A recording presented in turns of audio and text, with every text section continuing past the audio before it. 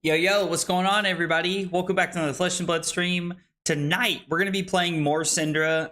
If you guys were here last night, you know that we completely reworked the deck while we were on stream. We walked through the entire deck building process. We kept making changes to the deck all night, seeing what would work better, what felt better, what might be cleaner in specific matchups. And so we ended up on a list that has 9 blues on it. And to be honest, I really like the deck.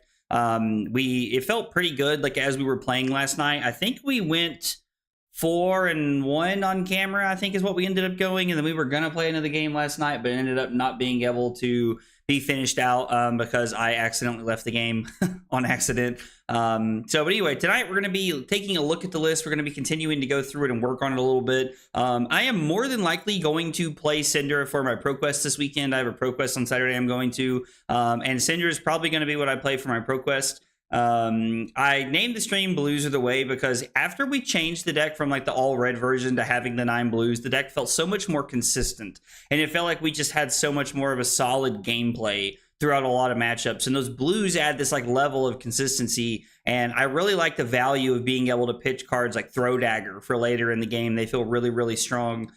We beat a few aggro races last night, and we beat a couple. We beat like a Fatigue Fang last night. I think we got a little lucky, but it did line up well for us. And with all the changes we've made, the deck has felt really clean. So we're going to take a look at the deck. We're going to talk about those changes that we made from last night, and then we're going to jump into some games and we're going to start playing. Before we do, Jay, Moose, Rose, Simu, Sean, what is up, guys? How is everybody? Let's see, Fang comment, because it's what I do. I feel like every stream is like the obligatory Fang comment that comes in out of nowhere, dude. I love it, Simu. Jay, good morning. What's up, buddy? Let's go. Finally, Dash. Sorry, Sean. Almost. We might get Dash before we get the Nationals. We might. I mean, we'll probably play it once or twice, but I don't know if I'll play it in any big tournaments or not. Martin, what's up, dude? How are you, brother? All right, let's get it rolling. Let's talk about the deck a little bit here. So we have like our main suite of equipment, which I feel like is pretty standard across most of the Syndra decks. But when we talk about our deck a little bit here, we did not start yesterday with Art of the Dragonfire in the deck. When we built the deck, we had it in the sideboard, and we kept talking about it and going back and forth, and kind of like, you know, it was decided later on in the stream that we need it in the main deck. So we've now got Art of the Dragonfire in the main deck. The rest of this is pretty standard, I feel like. We ended up being on 3 Lava Burst instead of on 2. I was playing 2 Lava Burst, 2 Ignite, and 2 Ronin Renegade for a while. But we ended up being on 3 Lava Burst, 3 Ignites, and 0 copies of Ronin Renegade. I think it'll be just a little bit cleaner. I do like having the extra 3 blocks in the deck, and I think 9 blues and 3 copies of Ignite will really help balance out the consistency and the power of what we're trying to do. I have been working on putting the Syndra deck together, you know, just like really over the last like a couple days, just trying to put the deck together so that I can have it ready for ProQuest this weekend. And ironically enough, I cannot find my Spreading Flames. I don't know where they are. I have no idea. Yo, Stav Rogan. Hope I said that right. Thank you for the sub on YouTube. Appreciate you being here and hanging out. Guys, if you're here for the first time, you're new to the channel, whatever your story is, we got 3 questions we ask everybody when they're new, and they are, what's your name? What got you into Flesh and Blood? And what are your favorite hot dog toppings? Tell me about yourself in the chat. I would love to get to know you guys. Kano stream win? Yo, did you give Nick your computer? Did you give Nick your computer, bro? Like, are you and Nick just hanging out, Derek, and you just gave him your computer? So I don't know where I put my Spreading Flames. I know I own Spreading Flames because we played them in 5. The card was too good in 5 back then. So I don't know what I did with Spreading Flames. I'm going to have to find that card, though. It's probably in my 5 deck, wherever it's laying around. We ended up adding like some pretty, like what I would call pretty interesting tech in the sideboard last night. So we ended up adding Blanche as a popper. We are on 9 poppers in the deck, so it actually makes sense that Blanche could just end up being a card that we could play if we have enough tempo, and it really could slow Prism down as well. Which I think is pretty fun. Could be really interesting, and I like that a whole bunch. Imperial Seal of Command. We ended up having Command and Conquers in the deck yesterday, but we traded them out for Imperial Seal of Command. I think this card is really solid. Rose has pushed me towards playing this card a lot, and I'm very excited to play this card tonight and see how it feels. The 6 defense reactions are Loyalty Beyond the Grave and Shelter from the Storm. We added in breaking points over command and conquers to try and add for consistency. And then we have Sound the Alarm in the deck. Sound the Alarm was amazing. Chef's Kiss, shout out to Dot for throwing this suggestion our way. We were on Snag in this spot, but Sound the Alarm, perfect card. This card's amazing. It's felt so good in this deck. And then 3 blue Warmonger's Diplomacies. Well, I mean, I don't need to say blue. 3 Warmonger's Diplomacies to try and help like shore up some of the Runeblade matchups. Vincent felt a little tough last night. Kind of felt like we were behind and like trying to get back into the game most of the game. So we're going to try that. And then we have Spell Void 2 in our deck. I also like Arcanite Fortress. Pockets, big shout out to Pockets for throwing that suggestion at me. Like that a whole lot. So this is what we're working with. We will continue to make changes to the deck and work on it as the night progresses, because I think this deck is really powerful and it's really worth working on in my opinion. So we're going to keep grinding it. Keeks, I was looking for a D&D starter dive and found Flesh and Blood. Okay, dude. Ketchup, mayo, mustard, and horseradish. Well, dude, Keeks, welcome to the stream, man. We're glad you're here. I'm glad you're hanging out. Happy to have you with us, brother. It means a lot. All right, so this should be played. I imagine we're looking at the same exact thing as we are. We're looking at the same exact thing as we are in the mirror, which I'm pretty sure. I don't have a 5 sideboard guide, I don't think, but I'm pretty sure the mirror, when we go first, we had talked about. Okay. Or not. But I think it was going to be breaking points in the 6 defense reactions. Do you think Cinder will end up better than Fi? In the current meta, yeah, I think Cinder's just a little bit better. People really struggle with Flick Knives and how to block it, so I think that's one of the things that like people struggle with. Waves, what's up, buddy? Hope you're doing all right, man. I owed him money and settled on spreading Kano Gospel instead. Dude, Derek, you're better than that, man. You're better than that, man. Come on, dude. Derek, I am curious. Do you know what you're going to play after, now that Aurora's gone? Like, do you have an idea of, like, what you're looking to play? I think this is the same thing. I think we're still looking at breaking points and we're looking at Sound the Alarm. We could bring in Warmongers to like try and randomly snipe like a dual threat, but I don't think that's the plan here. They're mostly attacks and defense reactions, so we're just going to play this plan and see how it works out for us. Legit, I think it's Kano. Okay, dude. Last week, I drunkenly put A1 steak sauce and relish on a hot dog, and it slapped me sober. I feel like A1 would actually be pretty good. I actually don't hate that, to be honest. I actually kind of like the idea of A1 on that. Fab community is the best. I completely agree, Keeks. I completely agree. I think the Flesh and Blood community is peak community. I love the Flesh and Blood community, brother. Been trying Acilio, Fang, and Kasai. I mean, those are all like fun heroes.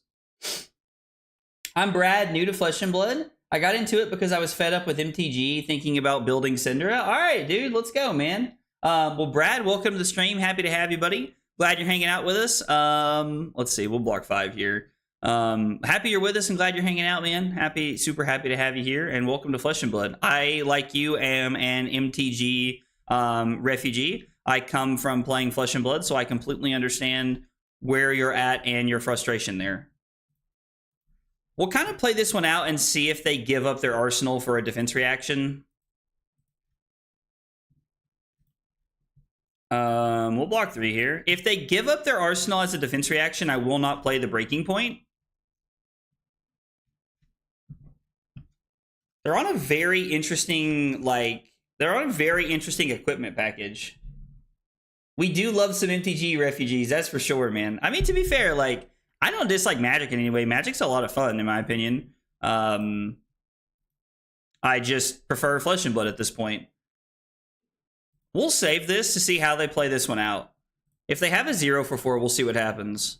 Oh, I should probably fill out my testing sheet over here so we can keep up with our games. We are playing against Ira, and we are going second. Fill out the old testing sheet here. I mean, if our opponent's not going to block, I'm not going to flick. Actually, I'm sorry, I take that back. I have to flick. I apologize, opponent. All right, oh well. That feels bad. There's mistake number 1 of the stream. Yeah, that was just me playing poorly. Because I wanted to put mask on the chain. I don't feel like asking them to undo to try and fix this. That was just me playing poorly. Problem is Magic isn't Magic anymore. It's Fortnite the Gathering now. I actually feel like that's a pretty good comparison. I don't enjoy Magic anymore. I go to play Magic every now and again to hang out with some buddies, but other than that, I don't really play it anymore. Less the game of MTG, more the failures of Hasbro. Yeah, I completely agree with that, Brad. I think that is a very accurate take. Gets +1. So I think we're going to say no blocks, and we're going to shelter this. And then this turn, I'm going to try to not play like a Bagnun so that we can get him with a breaking point. Oh my gosh, I hate when I do stuff like that, man. It drives me crazy. I hate when I play bad like that. Our local's most recent refugee described the Fab community as Magic players with 401ks. Bro, I actually love that. I actually love that. I feel like that is such a cool description. I love that. Magic players with 401ks. Amazing. That is like peak burning another community, dude. So is it brand Fire Tenant Strike first, hot on their heels for 4? I think is the play. And then pretty much whenever I'm forced to use Flick Knives, I will. I'll use Flick Knives to try and keep this alive. Hopefully they block with a card here. Nope. Hot on their heels. I mean, I am going to flick here. Let's see if they respect this. They do not. So this is 4. Draw off mask. Hot on their heels marks them. Breaking point gets turned on. Really? You're just going to take the breaking point? What is their hand? I mean, I'm not sure why they were willing to give me mask and an 18-point life lead there. That's pretty aggressive. So this is pitch hot on their heels to dagger, hot on their heels display, hot on their heels display loyalty lava burst, and we have a flick somewhere in there to retrieve a dagger. I was back on board with MTG till the Spider-Man set issues. I love the Spider-Man set, but having to do an entire digital only set because they couldn't get digital distribution right sends me. Yeah, I agree. There are too many sets. I agree. I way agree. I super agree with that, Rose.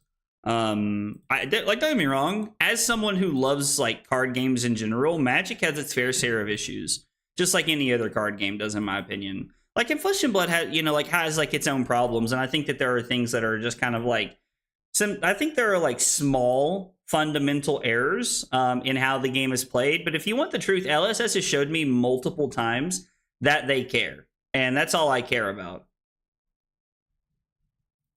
I'm just gonna give the shelter here.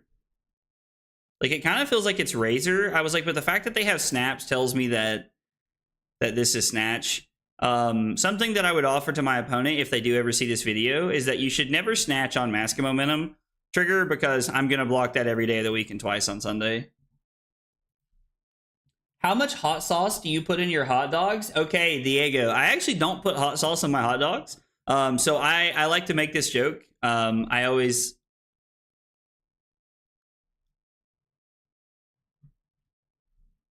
If this hits, and it's the second or higher chain link in a row to hit, draw 2 cards.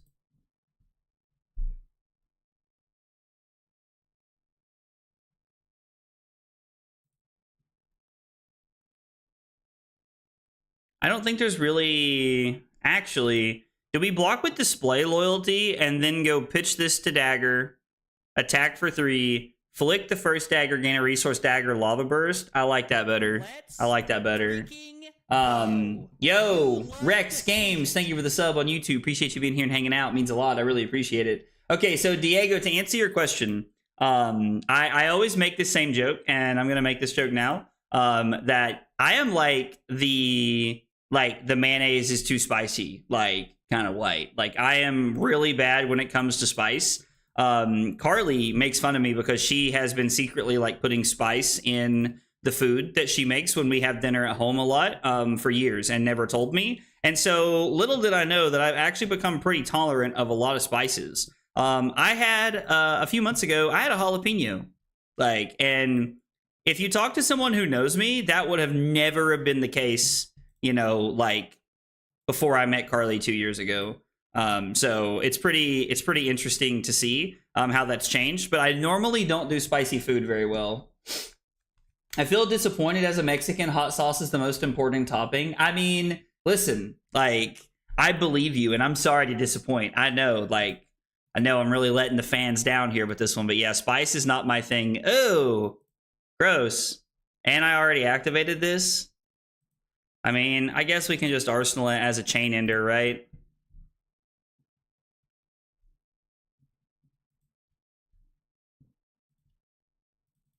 This feels really awkward. I think we're just going to try and draw a card here. So you're trainable? Listen, yes. Yes, absolutely, Martin. So we need a Hot One stream at some point is what you're saying? You know what, Billy? I like that idea.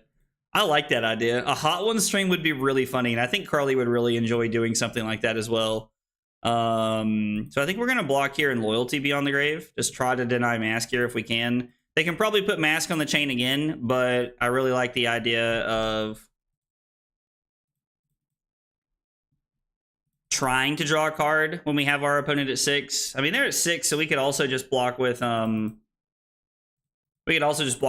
if we need to. Actually, should we block with Vest?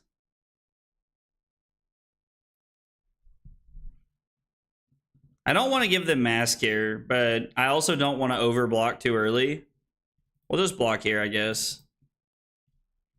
Hot Ones while playing spicy decks, that would be a cool stream. Don't you think that 9 blues is Syndra is too low? So a lot of people, Valor, were telling me that I should be on more, but honestly, well, that's awkward. But honestly, 9 has felt pretty good to me so far.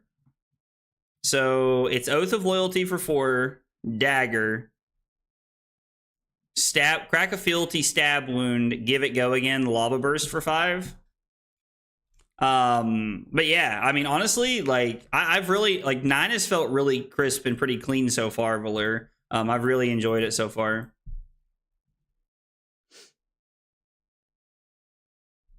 Widest conversation. I mean, dude, I'm bad when it comes to spice. I don't run from that. I do not run from that in the slightest. I'm really bad when it comes to that kind of stuff. This is an easy block. So I guess we're gonna flick here to keep Mask of Momentum alive. Put our opponent down to 3. Do this in the resolution step to give this go again. Lava Burst for 5 on hit Mask. They just block 5. We're going to get our daggers back here. And then we're essentially just going to end the game over the next, like, 2 turns. Oath of Loyalty. How many fealties do we have? 1 more? Don't really want to waste it here. Don't really want to waste it here. I think you should run at least 12 blues. I think that's what Ben was saying he played last night. I'm feeling pretty comfortable with Acilio post Aurora. I will say he's S tier. S tier, huh? All right, dude. I'm gonna hold you to that, dude. I am gonna hold you to that, brother. That's a bold claim there, fam.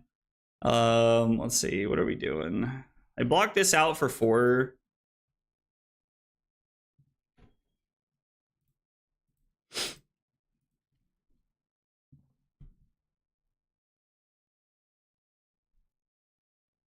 We're going to go Kunai, pitch this to Kunai, flick 1, and then I guess we'll just get 1 back.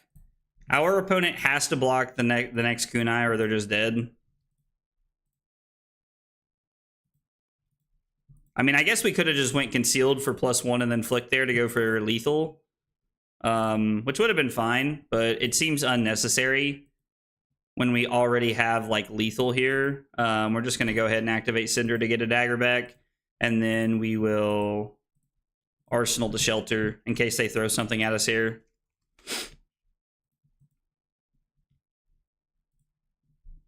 Ignite's a really cool place to start. Ignite just allows us to go Ignite into Demonstrate Devotion. I will probably just flick here. I was like, I have no reason to do anything. If they're just going to take this, then I'm just going to let it come through. They were on a very interesting deck. Like, they had dual threats and stuff, but like I didn't see like Command and Conquers. I didn't see like the powerful 1-for-5s that normally Ira plays. So I don't know, like maybe they were on a budget version of the deck. I don't know. It was interesting. Like, there just wasn't a lot of like power turns or big like cards that I felt like we were like being pressured by. Never really felt pressured by op. No power cards ever hit the table. Op, let, mask, and breaking point hit in one turn for big value. It was an interesting game. I don't know. Like, our opponent was like, maybe they're new to the game. You know, I don't know. Maybe like they are working on a budget version of the deck and they don't have a ton of experience. Yo, yellow rabble, dude. Still too soon. Oh, were they on yellow rabble? Let's see. Kano is impressive on Acilio, as is Prism and most assassins. Wait, are you saying that like Kano is like does really well into Acilio? Is that what you're saying, Derek? No, the deck just can't race. Better racing deck. Okay, fair enough. Claw. I think it was you and I just played, man. I enjoyed the game, buddy. I enjoyed the game. I was like, we were just talking about it and never really saw like a Command and Conquer. I don't know, like we never saw like any of like the big disruption pieces that I was really waiting for. Plus like my breaking point and mass that turn was really big.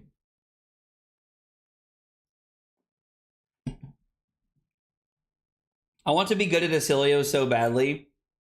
Not saying it's actually going, just leaving it at that. I mean, listen, that I understand. Like, it can... Acilio's a tough deck, you know? Like, I think Acilio is a tough deck to play. And playing it with Yudo that day definitely taught me that. Alright, so against Florian, we are on Breaking Points, Imperial Seal of Command, Sound the Alarm, and we're on 2 Loyalty Beyond the Graves because I want defense reactions that will help me trying to like further my game plan here. I don't know if this is correct or not, but I'm curious to see how this feels. I think this could be a very fun matchup, and this is one I definitely need practice into for this weekend. I've not had a chance to play it yet. We're playing Florian, and we are going first, which I don't like. I'm also like a little skeptical of like how playing around the opponent's hero ability is going to go this game. I think we want to Arsenal the Burning Blade Dance and just throw both of the Rising Resentments. Kano isn't that good into Acilio. He has way better tricks. Acilio gets eaten by those threats. Hey, Cart, what's up, dude? I didn't even recognize the name until I looked at it. Cart, best of luck to you, brother.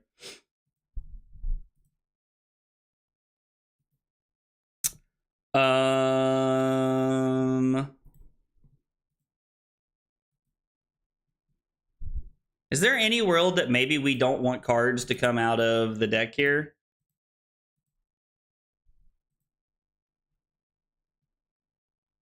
We're not going to use Blood Splattered Vest. We do push 1 through.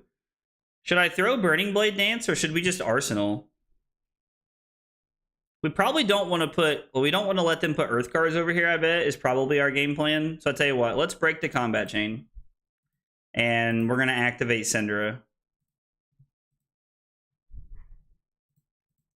We'll activate Syndra, get both of our daggers back. We'll put Burning Blade Dance on the bottom, then Dragon Power, so that we're splitting up some blues a little bit here.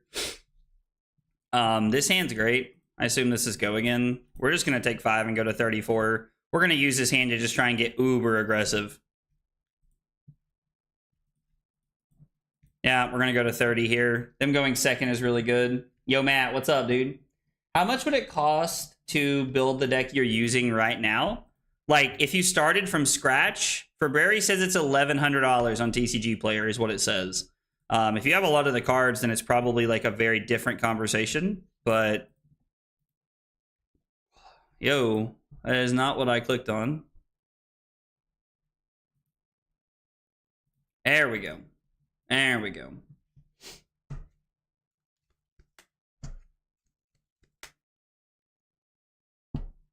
Hey, Michael, what's up, dude? I've got to ask, have we watched The Last of Us? I've actually never seen The Last of Us. I've heard really good things about it. I've heard it's like a very emotionally like tear-jerking show, but I've heard it's very, very good.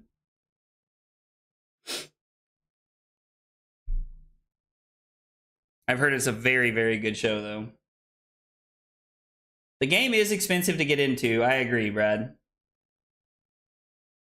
CNC says to hell with your wallet. That's very accurate, Brock.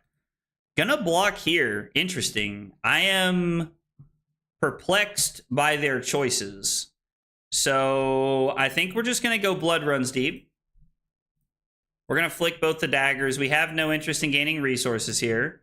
We have our one floating for our breaking point, which is really what we care about. And then I think we're gonna go... I think we'll lead on Rising Resentment. I'm interested in trying to push Mask this turn cycle, if at all possible. I'm going to activate Syndra. We're going to get both of our daggers back, and then we're going to flick to keep this alive here.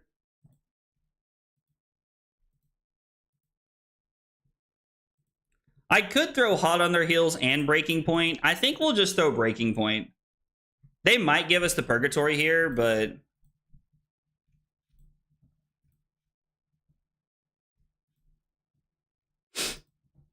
So I guess we should have thrown both. Would have been a better option. We're going to Arsenal the Blood Runs Deep here.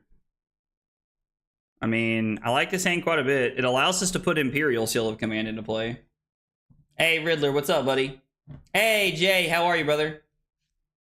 Sink below? Dude, if your biggest concern, how do we play this hand? Because I think we just want to go dagger. I think we want to go dagger, Hot on their heels, Blood Runs Deep, put Imperial Seal of Command into play. I think we can just go to 23 here. Syndra Gaming, absolutely, dude. Prince, what's up, buddy? Syndra's hot. I do see what you did there. I like it, dude. I'm here for the bad jokes, man. I'm here for the bad jokes.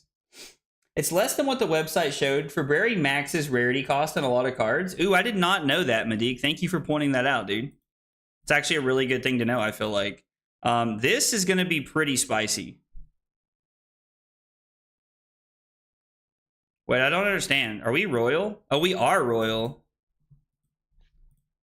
That's why this card works so well in this deck. Makes sense. Math be mathing. I do take solace in the fact that what against the expensive cards, they won't rotate out. Yeah, so like a lot of like Brad, like a lot of times these cards, like they just don't get banned. So it is like pretty neat to be able to keep all those cards and stuff like that. Yo, Riddler gifting 5 memberships on YouTube, dude. Riddler, thank you so much, man. I really appreciate the love, dude. That means a lot, brother. Hope you've been doing well, man. I haven't seen you in a while. I think we're just gonna let the... We want to Arsenal this, right? We want to leave the Blood Runs Deep in our Arsenal, I think is the plan here. So this is definitely one of those setup turns where we're not going to get as much value this turn cycle. And we're going to activate this.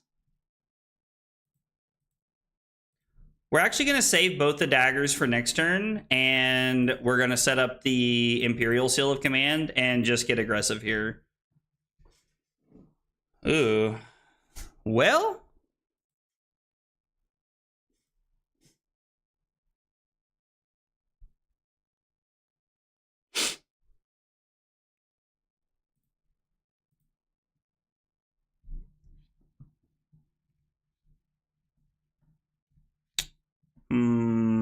Yeah, there's just not much of a world we're getting around this turn, are we? Yeah, it feels bad. I mean, it feels bad, but I think it's what we got to do here.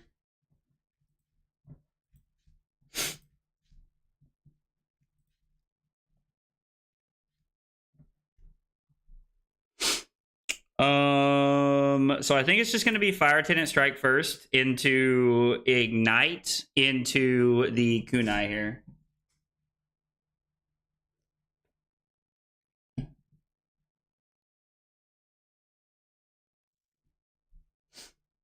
trying out different assassins, but the more I play test, the more I feel like if you don't have shelters, you're on a really weak position. I mean, I guess I hear what you're saying, but like at the same time, like I don't know, like I feel like in a lot of decks, I'm still playing sync by choice. You're friends with Riddler? I mean, I wouldn't really call myself friends with Riddler. I'm gonna be honest. Like, and if Riddler's here and he's bothered by this, then you know, I don't mind to share this opinion. I think Riddler has a lot of negative opinions about life in general and the community, and I don't like a lot of them.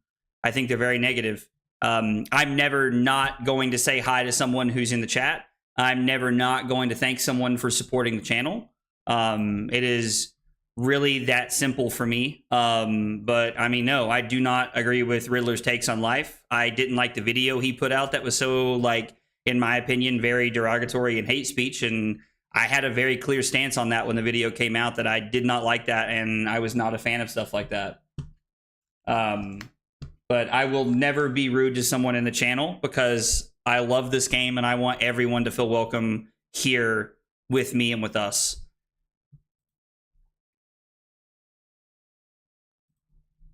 What a time to tune into stream. Welcome, Colin. Welcome. I don't think we're supposed to flick here. I think we're just supposed to set up for next turn, have the blood runs deep, and then we're just going to try to push this turn. Oh my gosh, they just keep hitting us with these back-breaking cards right here. Oh, man. That sucks.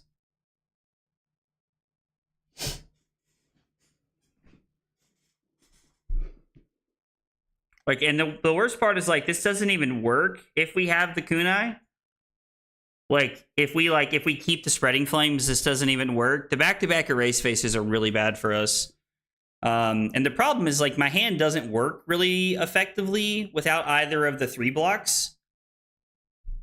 And, like, the spreading flames and the blood runs deep is what we want to, like, this is the hand we want. This hand is insane. This hand is really, really powerful. This is, like, exactly where we want to be when we're playing this. I'm just trying to think about how we should block this. Like, should I just block 6? Like, should this hand be Brand with Cinderclaw into pitch Spreading Flames for dagger, flick, gain a resource, get our daggers back, and pitch here?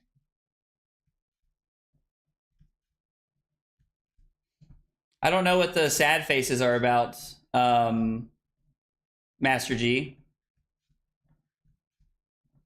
Is it ever take 6 and pass? Probably not. Because they have Purgatory up and they have, like, the ability to just deal arcane damage to us, it puts us in a really bad spot.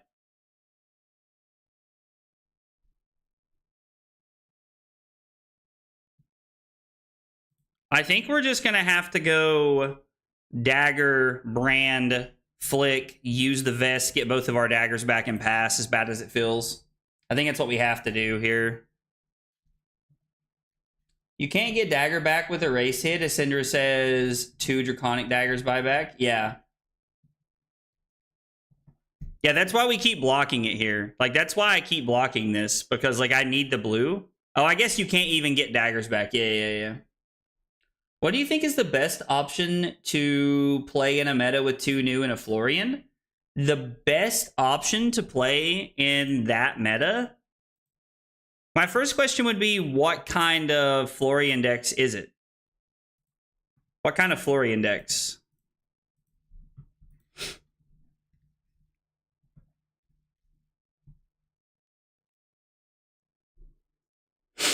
Like, it's just so tough because Florian's just arguably the best deck in the metagame, and so is New. I mean, like, none of the Guardians really counter anything that those decks are up to, in my opinion. And then I think that, like, some of the aggro decks can really struggle as well. Syndra might be a very good pick into both of those decks, honestly. I was taking 6 and going 4 wide. This hand feels really hard. Yeah, I didn't want to take 6 and only go 4 wide because, like, we weren't going to do a lot. And I just don't like that. I don't know. It just feels really bad, I think. Be the better Florian and Womp New. I mean, I guess that's one strategy. We'll just go ahead and utilize this just so I don't forget. Now, it's not ideal to utilize it here, but it's fine. My options are Syndra or Victor. If you're playing Syndra or Victor and you're worried about like New and Florian, I would tell you that Syndra is probably your better pick. Now, to be fair, this is like my second game against Florian ever, so please take it for what it's worth. And my first game was against an OTK Florian, but if it's normal mid-range Florian, which I think is better, I would definitely be on Syndra. Red line is better into New, but blue is better into Florian, so I feel a mix of the two is a good place to be. I don't really think you can mix those together, right? Like, you're either on blues or you're not, is kind of like the plan there. Man, we are going to draw a hand.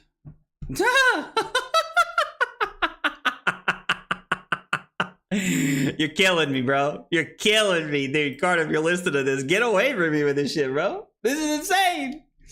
Oh. How's Ira in your opinion? I think Ira is like a little lackluster, if I'm just going to be honest. We have a pretty good hand here. We have two options here. We can end on the Lava Burst or the Blood Runs Deep. So this would be, let's tell Cart we're thinking here just so he knows. So if we block with both the Oath of Loyalties, we go Ignite, Dagger, Blood Runs Deep. So it's 2, 3, and 4 is 7, and then 5 is 12. Or the other option is 4, 5, 6, 7, 11. So it's one more point to block with both of the Oath of Loyalties and play our turn out. Okay. The 3 erase face in a row has been tough. Martin, I have been trying to put the daggers back correctly so that I've been trying to put the daggers back correctly. So we can just use this to just get rid of their arsenal here. I mean, we don't really know what their arsenal is. Let's freaking I don't know. It's tough. You love to see Yo, Vega SSQ, thank you for the follow on Twitch. Appreciate you being here and hanging out. It means a lot. Guys, if you're here for the first time, you're new to the channel, whatever your story is, we got 3 questions we ask everybody when they're new, and they are, what's your name, what got you into Flesh and Blood, and what are your favorite hot dog toppings? I would love to get to know more about you guys. If I don't have Warmongers, what other cards can I replace it with? So the Warmongers is really in there to help with the Vincent matchup. So like if you're just looking, like, it also works as a blue into Jarl to have 12 blues. So you might want to just be on some number of like valuable blues in your sideboard. Does Imperial Seal of Command just say the next time you hit a hero this turn? Well, the core value of this is that they're not going to be able to hit us with the Well-Grounded. Like, the Well-Grounded doesn't save them because of the Blood Runs Deep and the Flick Knives. I'm always perplexed by Cart's block with the Face Purgatory. Nip at the Heels is not a bad card. Let's Epot's a good one to our sideboard. love to see it. Yo, let's go. Serial Killer, spelled out like cereal that you eat out of a bowl. I love that, dude. Thanks for the follow, Serial. I appreciate it. Thanks for being here and hanging out.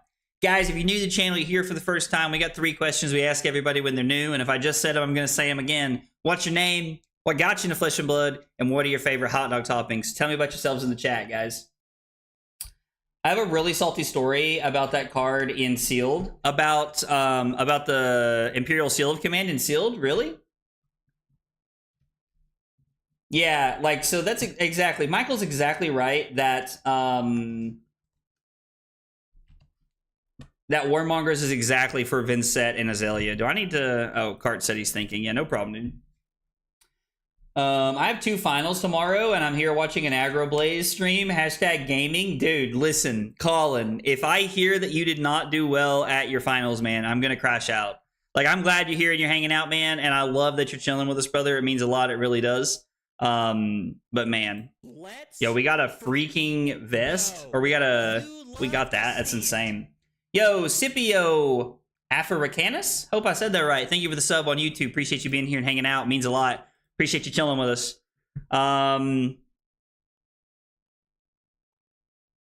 I mean, I guess we'll throw this. We might as well just flick both the daggers. It puts our opponent down low. I assume he wants to activate while grounded here. I'm assuming. He asked to undo. I'm confused. I don't know what card wanted to undo there. Like, it just a lot of time passed before the request to undo happened.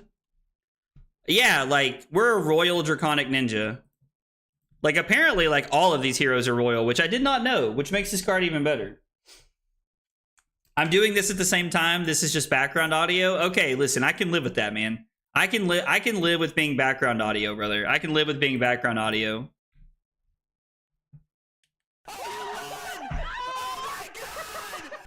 Yo, let's go, dude. Dr. Stockchin. Hope I said that right. Thank you for the Prime sub on Twitch. Appreciate that, man. Means a whole bunch. Appreciate you being here. Love to see it.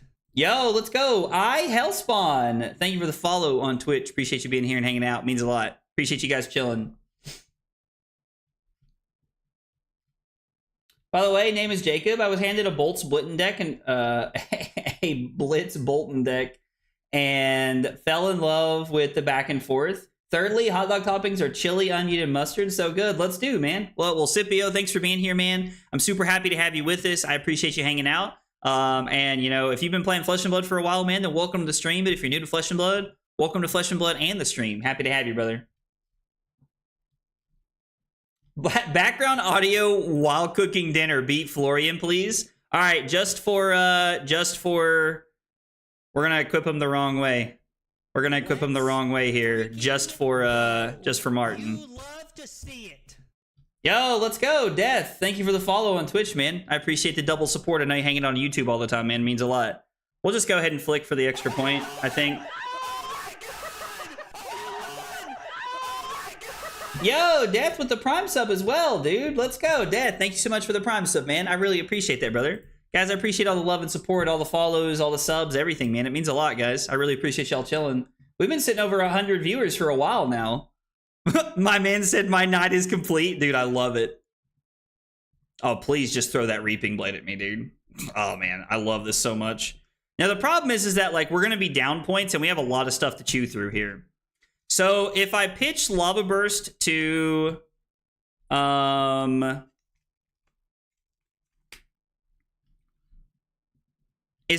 do we have any interest in making kind of like a little bit of like a cheeky play, what I would say? I think we have a cool play here, right? So it's a little suboptimal, but I think it works though, right? Because we can pitch Lava Burst. We can pitch Lava Burst to Dagger. We're going to have to block with the Flight Path here. We're going to pitch Lava Burst to Dagger. We're going to go Display Loyalty for 3 go again. And then it's going to be flick the Dagger to gain a resource, throw Art of the Dragonfire, and then we can Arsenal the Breaking Point and get both of our daggers back. I mean, I guess technically it's not really that cute. It's just a fine play, right?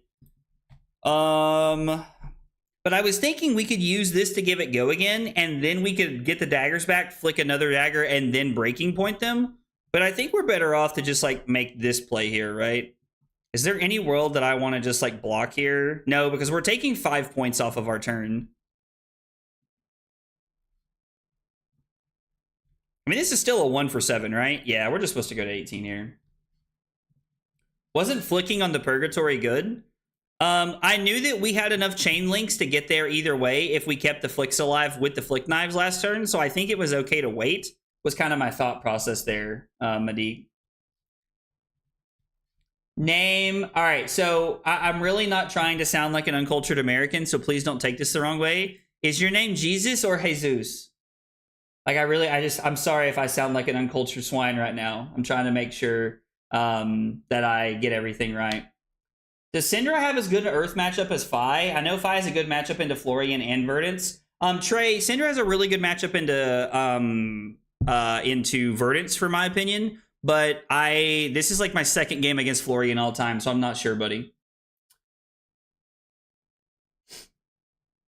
What got me here was my friend who didn't shut up about the game, topping cheese and ketchup. Dude, let's go, man. I love that, dude. Well, Jesus slash Jesus. I'm going to assume it's Jesus. I don't know, but I could be wrong. Thanks for being here, man. Glad you're hanging out with us, man.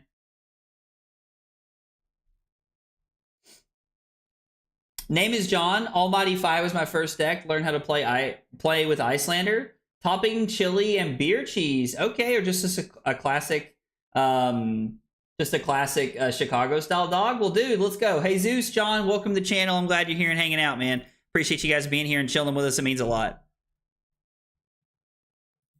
Well grounded. Okay. That does put a little bit of a damper on our turn here. Actually, wait a second.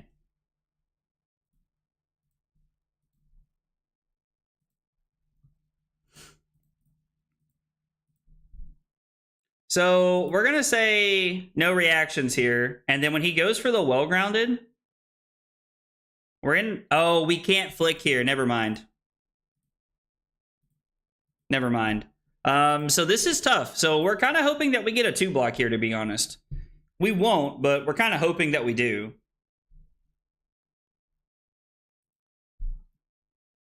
Even then, it doesn't matter, right? Because we need to be able to flick here. Oh, man, this is so bad.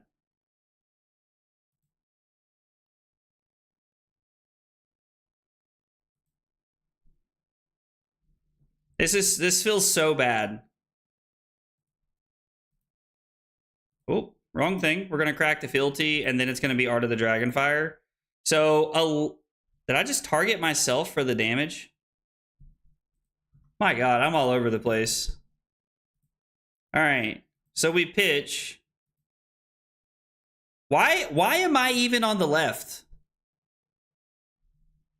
Why am I even on the left? That doesn't even make any sense to me, bro. We are going to flick. We have 3 Draconic Chain Links. We're not going to get a name counter or whatever it's called. Okay, the fact that my opponent went down to 13 does scare me a little bit here. So they go to 14 and make 2 Rune Chants.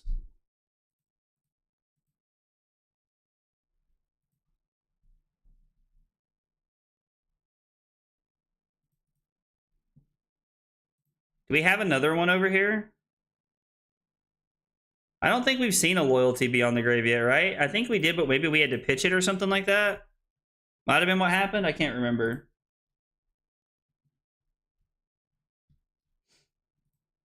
I realize how little I know about hot dog culture every time I'm here. I've never heard of 90% of these toppings on hot dogs. I have to say, I do understand that, to be honest.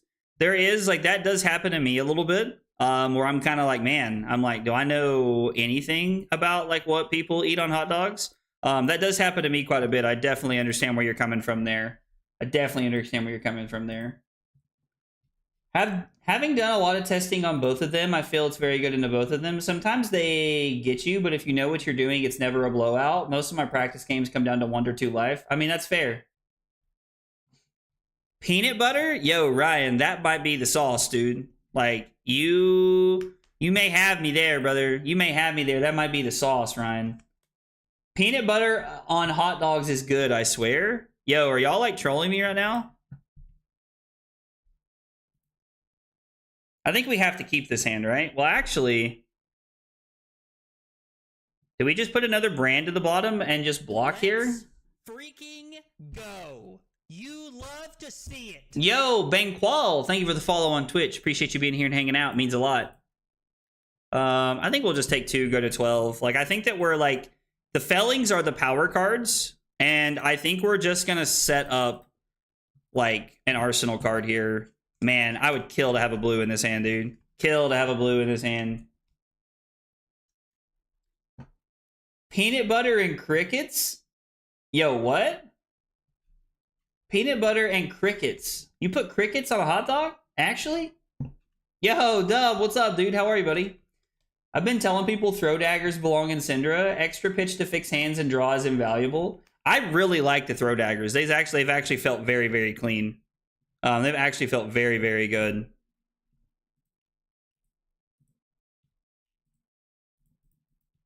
This is a hand of all time.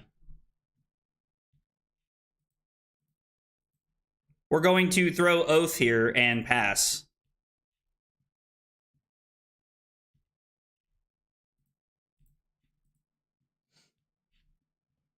It's absolutely good on hot dogs. I don't even remember why I tried it. My wife thinks it's gross, but don't knock it unless you try it. Listen, dude, I am all about trying these like obscure hot dog toppings you all throw at me. It makes me so happy. All these sweats made me want to make a s'more. Yo, have a s'more. You deserve it. You deserve it, Michael. You deserve it.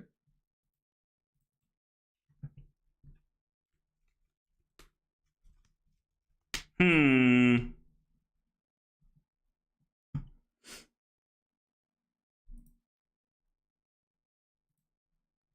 Eight.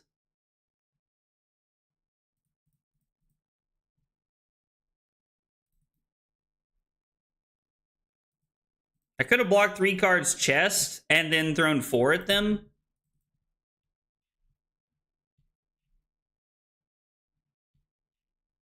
If we don't find a turn to try and flip tempo, we're going to be up a creek in a bad way here. Have you tried Reese's instead of chocolate on a s'more? Carly was actually telling me that I should try that we should try like Reese cups for me on like a s'more, that I might enjoy it more. And I have not had a chance to try it, to be honest. I have not had a chance to.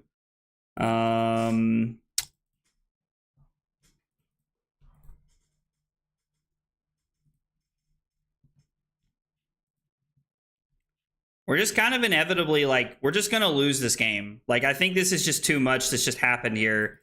I don't really know what a turn looks like for us to get back into the game, to be honest.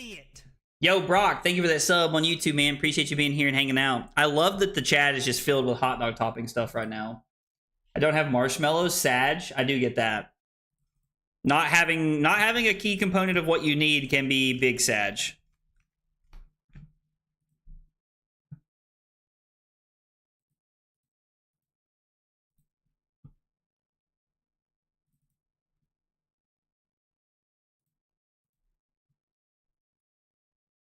The worst part is that, like, even if we do have a lot of pressure here... Oh, never mind. Yeah, this is so bad. They've not drawn a hand that's been, like, one attack the entire time. They have just literally been hitting us with multiple attacks every turn. I think that, like, the problem, like, real problem root of this whole turn started with, like, the triple...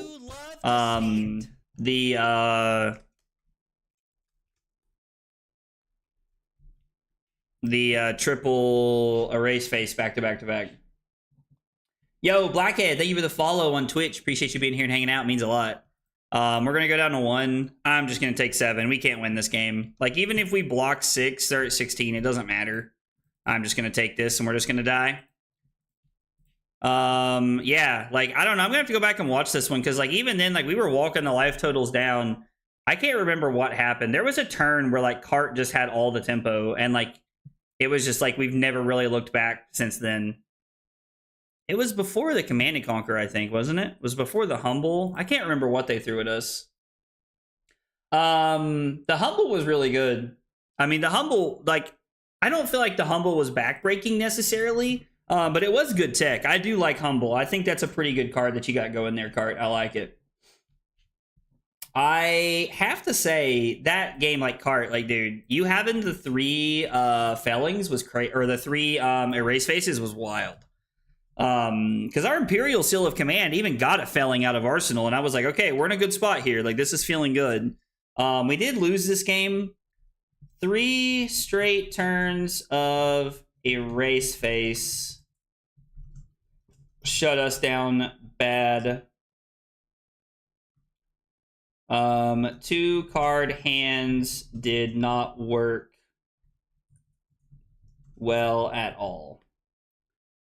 We did have that turn where I was able to block one and then still throw like something decent at you, I feel like. But man, like that was rough, dude. I feel like we were really struggling there. I feel like we were really struggling that game. Cart did a really good job of like pushing us back the entire game. The boots turn? Yeah, that actually makes a lot of sense, Justin. That makes a lot of sense.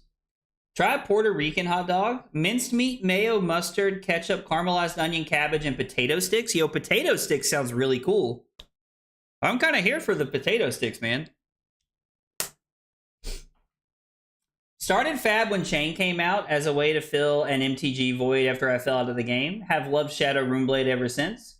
Best hot dog is grilled peppers, cheese whiz, and fried onions. Somebody said cheese whiz to me the other day, and I thought that was kind of interesting, to be honest. I thought that was pretty neat. All right, I've got a sideboard plan for Acilio. I don't think we're on Spell Void 2. I think we're going to be on Spell Void 1 because our chess piece also blocks one if we need it to. Actually, is there any world we're just supposed to... Let's try just racing them, I think. I don't remember. I did not make an Acilio sideboard guide. Oh well, we're going to figure it out as we're sideboarding. You love to see it. Breaking points, I feel like. Loyalties. Warmongers? No, they play a lot of instants, right? Dude, Cheese Whiz is awesome, bro. Syndra seems more targetable than Aurora. I completely agree with that, Matt.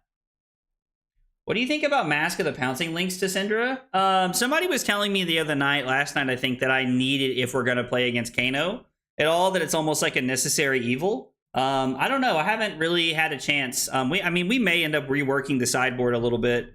I don't think we'd run it in any other matchup, right? Like, would I play it against Florian, or would I rather them just block? Because I feel like I'd rather them just be blocking the entire game. I don't know. Rose, maybe you have more experience with that. Do you run Momentum, or do you run Links in that matchup, Rose?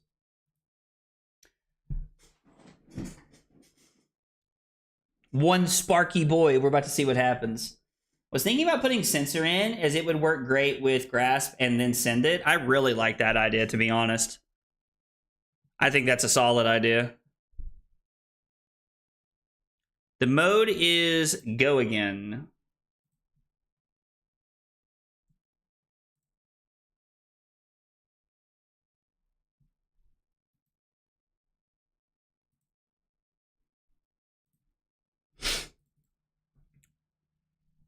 We're going to block here, and we're going to block with the Shelter. Just cover this up. I was kind of hoping they would come in for 7 here and then Arsenal a card, but they probably want to hit us with an Arcane spell, is what I'm guessing. They want to, like, Mind Warp us or some nonsense. I mean, you could play Snaps, right? Like, you can just play Snaps and give it go again one time, Brock, right? So just deal us a couple points of damage and create a Ponder. I mean, yeah, you get to keep your turn.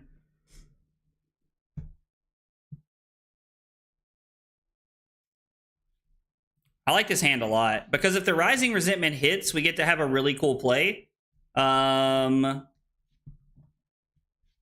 actually kind of forced into one play here no matter what, right?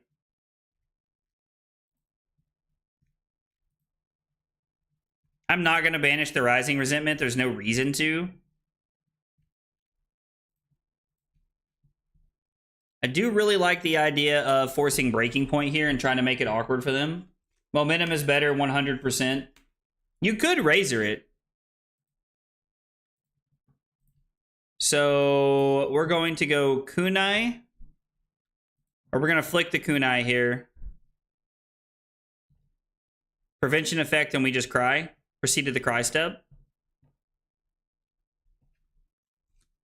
Because if there's a prevention effect, it's going to prevent 2, which is really bad. I really wanted them not to block the second one. We needed this one to connect.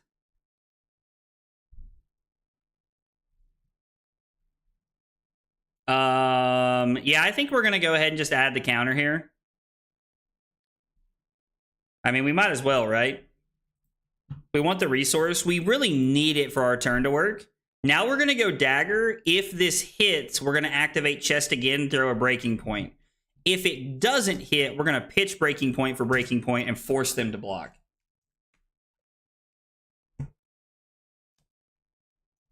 That all you got's a good sideboard card. I don't hate that all you got at all, to be honest.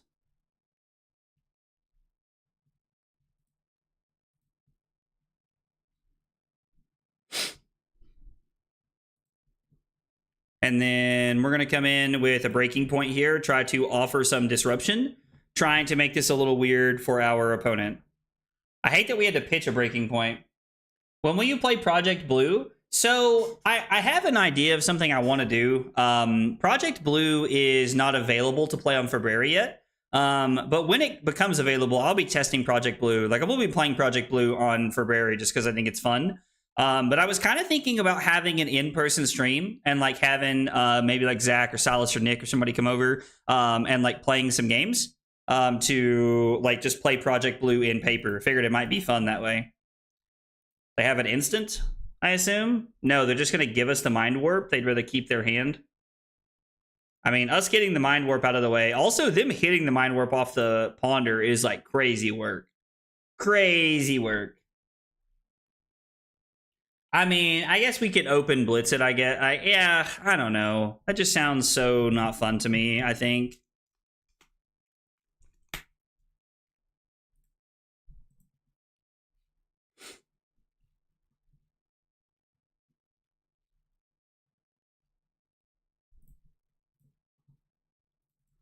Let's block this.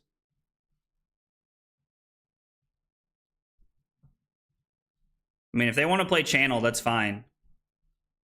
I was like, I know they have the Sigil, but if they want to play the Channel, I'm going to like force them to wait to do it. Yo, what's up, Josh? Which High Seas hero are you most excited for? Oh, far and away, that is going to be Puffin. I love Puffin, dude. I am all about... I'm on the Puffin hype train. Puffin to the moon. I'm really hoping Puffin's going to be cool. I'm actually very excited that she's going to be, like, really, really powerful.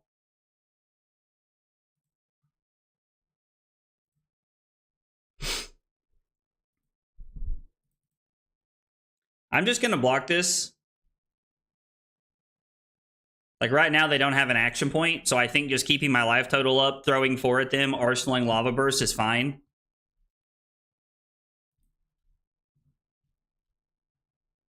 Okay.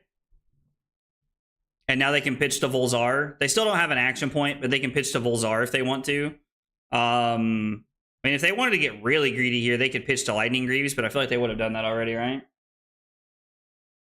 Did I show you my beta Puffin list? No, I don't think I've seen it yet, man. I don't think I've seen it yet, Colin. Have you been working on it a little bit? The Op 3 instant that creates a Quicken token, even bigger than that for going in. Oh, even bigger than that. Even bigger than that could be really good. That could be a really cool card to play, actually. I think even bigger than that could actually be really good in Ira for sure. Unsub from aggro now? Dude, get out of here, Josh. So they still have the Sigil of Brilliance. They're going to play it. They're going to try to set up like a massive turn here, I imagine. They might block with Lightning Greaves and the Arm Piece here and just try to like doink me next turn for like a bajillion. Hey, Abby, what's up?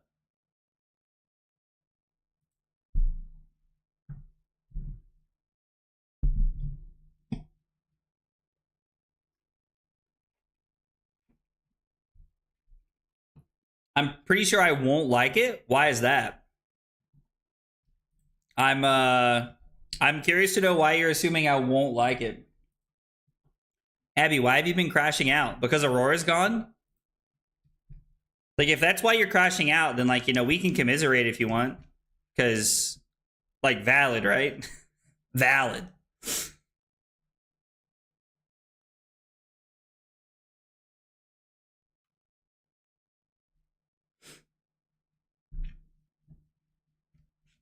She's the only thing that brought me joy. Listen, Abby, we can find something else that brings you joy, right? Yo, and Twilighting in this deck is hot. I like that. I like that. That's a hit right there. I mean, we can't block this out. Like, we have no defense reactions. I'm not just giving up my hand to try and block this. They're going to hit us with a arcane nonsense spell anyway. We might as well just give them the card now and try to throw our hand back. Because I think our hand's pretty good. We have the ability to pitch Hot on their heels to Kunai.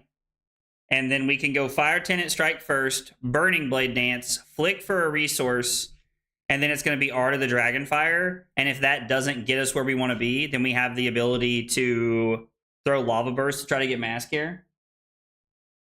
I'm weak and vulnerable. I could be manipulated to play a bad deck. Abby, have you given any thought to like what's after this for you? Like what hero you want to play after this?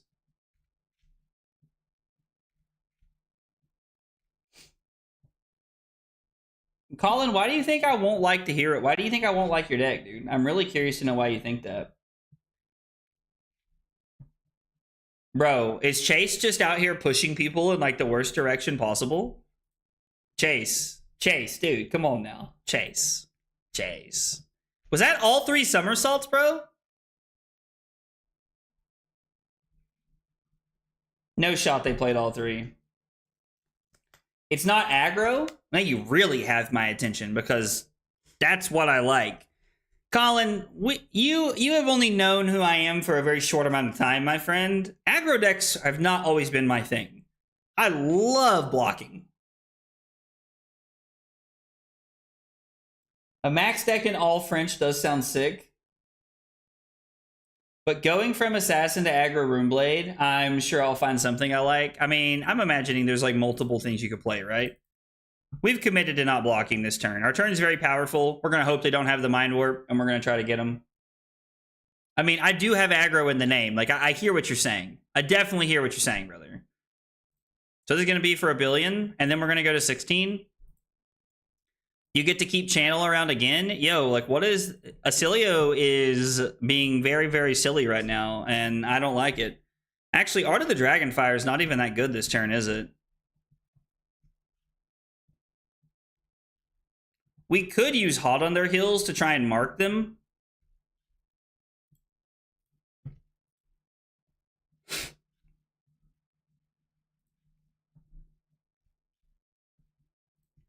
I'm actually super okay with this block. Kind of hoping they don't want to block considering what their hand looks like here.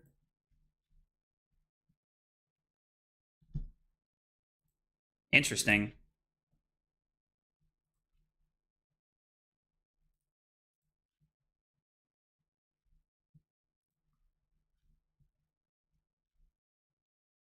Really?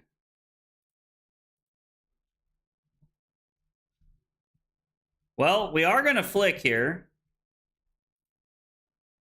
We are going to gain a resource. We're going to come in with Lava Burst for 5. Their hand must be not that good. So we have 1 Chain Link that hit. We're going to go to the damage step. We're going to give this go again here. That's 2 in a row that's hit now. And then we're going to throw Art of the Dragonfire to try and get them with 5 extra points and a mask hit here. Hey, Annabelle, what's up? Cinder feels a lot better with blues. I am not coping, by the way. Don't put in the papers that I was coping. Silly is actually well positioned now that Aurora is gone. Tell me about it, Nora. I'm definitely not going to argue with you because I want you to be right. I want you to be right. I'm not even kidding. I loved playing Acilio the other day. We're going to draw like a blue or something terrible.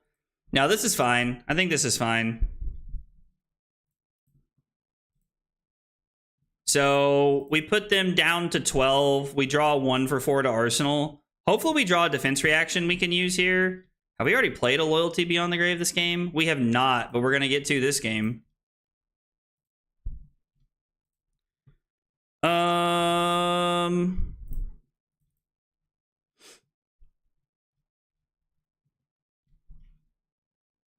I hope they have the Lightning Press. I was like, I hope they do some shenanigans. Please play the Lightning Press. I'm begging you. We probably should have just played both the loyalties here, right? It was probably a mistake to not play them both.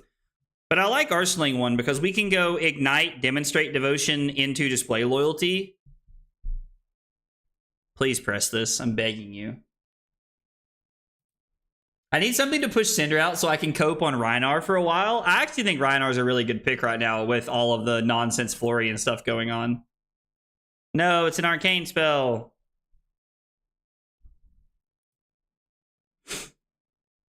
Lame. You have to have some of the best tapes. You're my favorite streamer right now. Keep up the great work. Yo, let's go. Sean, thank you, man. I really appreciate that, Sean. That means a lot, brother. I really appreciate that, brother. I'm making the assessment based on vibes. I have never actually played the deck. See, I'm not going to lie. At least I can live with the fact that we're honest about that. I can get behind that. If you're going to come in here and say, this is the best deck, and I don't even need to prove it to you, I just like the deck, I'm never going to agree with you. But let me tell you, I'm here for that because that's a vibe. What is happening?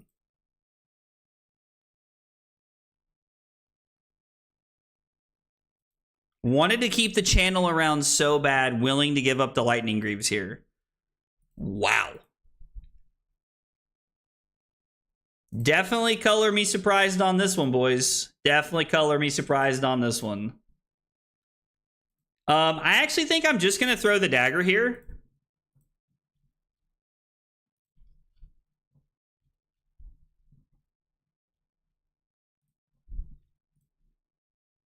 We'll flick the other dagger. I'm actually okay with this. Puts them down, and then we can go demonstrate devotion.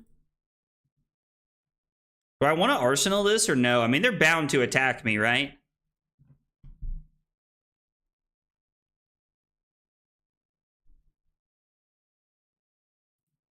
I think it's wrong to keep the loyalty beyond the grave. He was pitching to keep his channel around. I'm going to be honest, Tass. I'm not super sold on it, but it was interesting.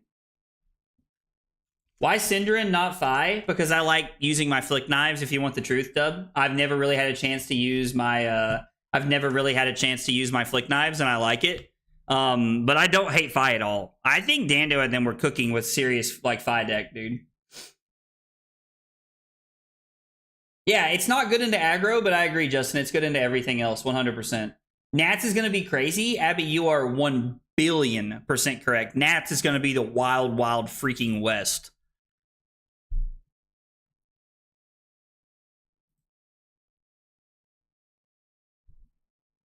Spicy. So they do block Mask here. My opponent has valued Mask more than most people I've ever seen. And I'm not saying it's wrong, but man, they have valued Mask so much this game. It's been kind of interesting to see. Double Shelter is crazy work.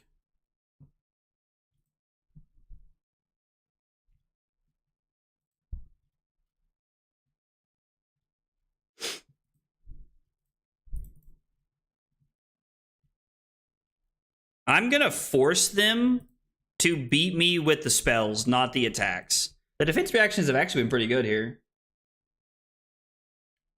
Rhinar also probably low-key into most of the high seas. Do you think that about Puffin if she's as broken as she appears to be, Justin? I sold my... Or not Puffin, I mean the Ranger, because Marlin looks pretty powerful, right? Excited to try Gravy Bones. Apparently a number of people already committed to him. I mean, yeah, a lot of people have been doing it. By the way, if you haven't played Claire Obscure, do it. What is that, Death? I sold my heart to Puffin unless Azuri gets a cracked new expansion card. I would not hold your breath, Colin. I don't think Azuri's going to get a cracked new expansion card. Marlin is going to be bonkers. I actually traded away my New Horizons, my Rainbow Foil New Horizons for like, I think it was like $180 or something ridiculous the other day. It was kind of stupid. And to be fair, like I traded a fair amount of cards for it. Or I got like a fair amount of cards for it. I just like, I don't know. Like,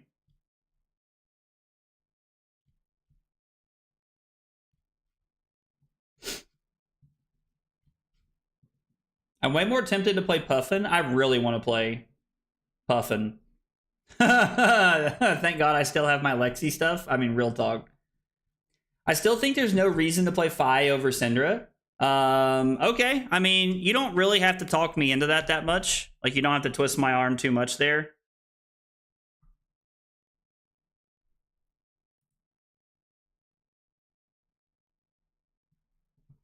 So, pitch Demonstrate Devotion for Dagger, throw Display Loyalty.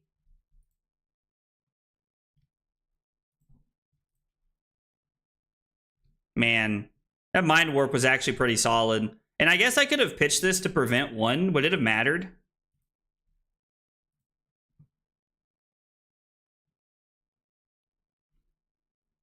Wow. I should have discarded that, actually. That was really, really bad play on my part. Because I get to keep blue, the 1 for 5, and this. So I get to go dagger this, crack the fealty, throw 7. Instead, now my turn is... So my turn was 11 points. Now my turn is 1, 4, 8. I've literally just left 3 points off of my turn. We're not even going to be able to threaten lethal this turn. Oh, that was such a bad play on my part. Yo, what's up, Simper? How are you, buddy? Is there some new combo to Puffin I missed? I mean, listen, Colin says he's got the sauce. Colin says he's got the sauce. I'm excited to see if Colin is a little too... Maybe Colin's had too much to drink in the kitchen, but I'm excited to see what it looks like. Open format right now, aggro, play my Puffin deck. Dude, I'm practicing for a Pro Quest this weekend. I'm practicing for a Pro Quest this weekend, dog. Come on now. Can't be out here doing me like that. Let's flick this dagger. Keep Mask alive. Hopefully we can force 2 cards here. They might have another sync, but hope not.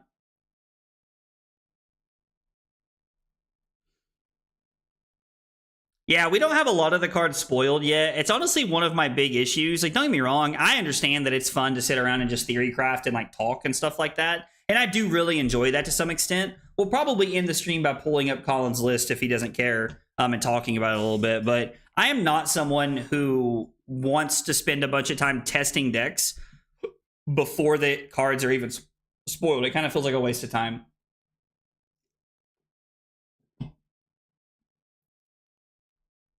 I have never turned my back on Fi, sir. Thank you. Thank you. They have not used one of their calming breezes, and I don't understand why. You could have prevented the flick and blocked this with a card. Like, could be at 8 here. I think that's a bad play. Aggro doesn't want to have fun. Listen, I'm all about having fun. And Josh, let me tell you, do you know what's fun, Josh? Holding a gold foil at the end of the day.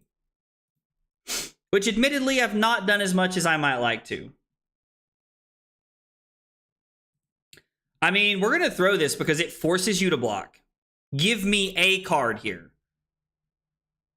I would have really liked to have seen a lava burst.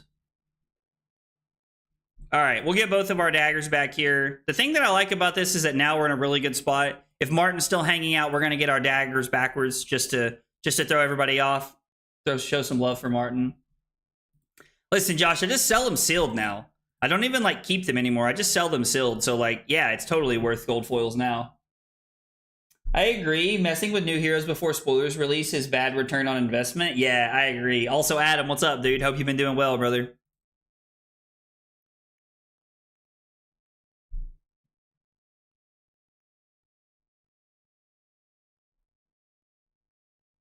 I assume the mode is buff power here. If it's go again, it's not very efficient use of an arcane spell unless it's a 0 for 4. You get more value out of the 0 for 4 if you come in for 8 versus coming in for 10. If they come in for 10, we block momentum and then shelter, take 4, go to 5, and then our turn is Fire Tenant, strike first, Blaze headlong. Actually, we could just block with the Spreading Flames too, right? Because we don't need it. We get to throw 5 and a flick, which means we force at minimum 2 cards, probably 3.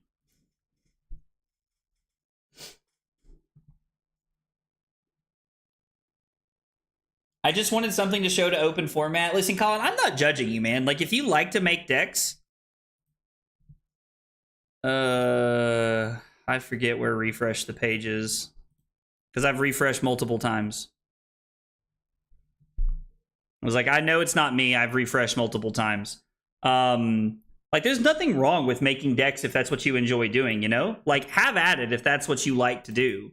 I personally don't really find a lot of joy in it. Now, if people build decks and we want to spend the last like 15, 20 minutes of a stream, like, you know, just like pure coping our way through like something, then I'm here for it, you know? Like, I think that's fun and it's interesting to do with people.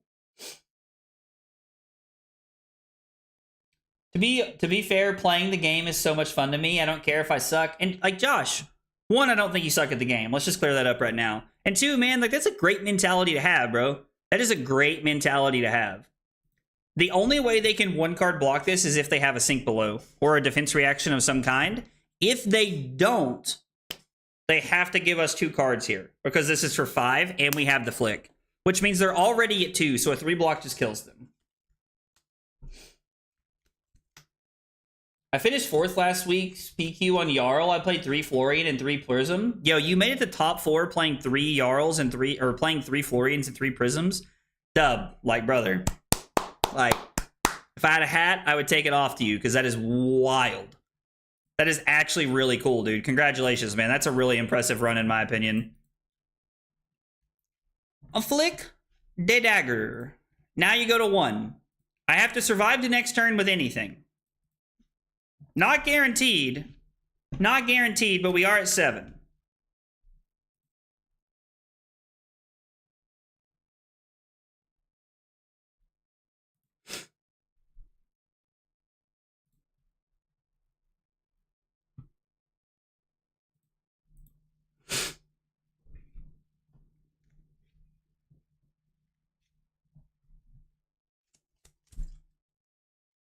Activate Acilio. Yo, Silly, you won your Pro Quest this weekend? Dude, let's go, man. Congrats. What were you playing? And did you open your gold foil? Who are you kidding? He draws all instants in his next hand? I mean, Derek, it looks like you were on par here, brother. Plume carried hard. That's fair. Life's good, except can't beat these Earth heroes with Vincent. Playing Acilio for PQs. I mean, listen, I've been told you're not the first person tonight to say that Acilio might be the way to go. And if I was a competent player, I'd play Acilio.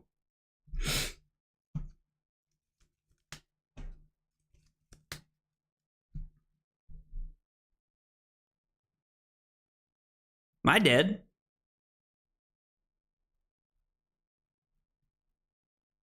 They've amped 3 times, so this comes in for 4. We go to 3. Goldfoil was Emberblade? I feel like Goldfoil Emberblade's actually pretty sweet. My man said I've played enough Acilio to know.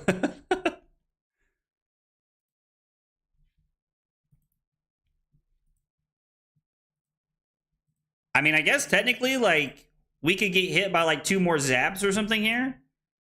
We're just gonna go for the flick. I mean, if they don't have, like, a Calming Breeze or something, they're just dead. And if they do, then they're dead to our next attack. So, all right, that was a close one. I mean, Acilio's a matchup I think you have to sweat, especially against a good Acilio. I think it's very possible that you just get rolled. I also made a really bad play on the Mind Warp where I could have discarded the Shelter and just had 3 extra points, which would have put us, like, firmly in the driver's seat late in the game. So just small mistakes like that are something I need to, like, keep paying attention to. Win made a mistake by not discarding Shelter to make Mind Warp to Arcane. Cost me 3 total damage and 2 unpreventable damage. All right. 2-1 now. Not a bad start to the stream.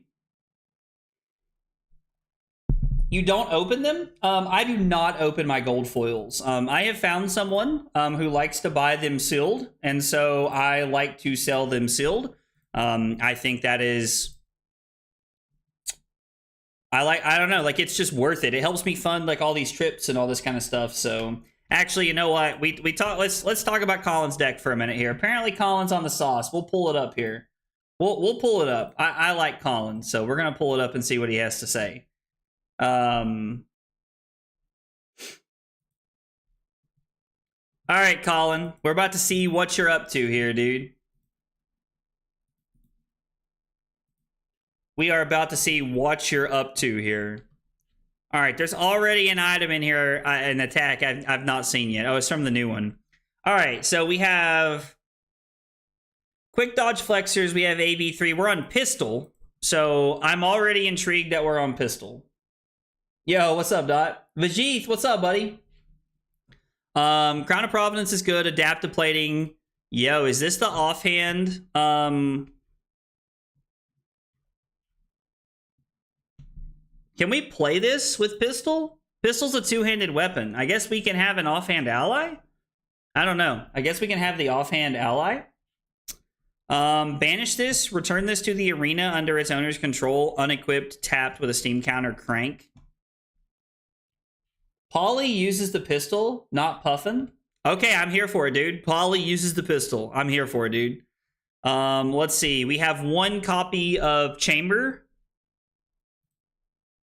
Pirate 3 block. You may turn a card in a graveyard face down. If it's yellow, create a gold token. Yo, that's baller. I like that a lot. Command and Conquer. Yo, this card slaps, bro. I'm here for this. Yeah, Nate, let's play a game after this, dude. Let's play a game after this for sure. Puffin that Hytalium. What a name. I agree. Whoever said what a name, A+ deck name, you are correct, Dub.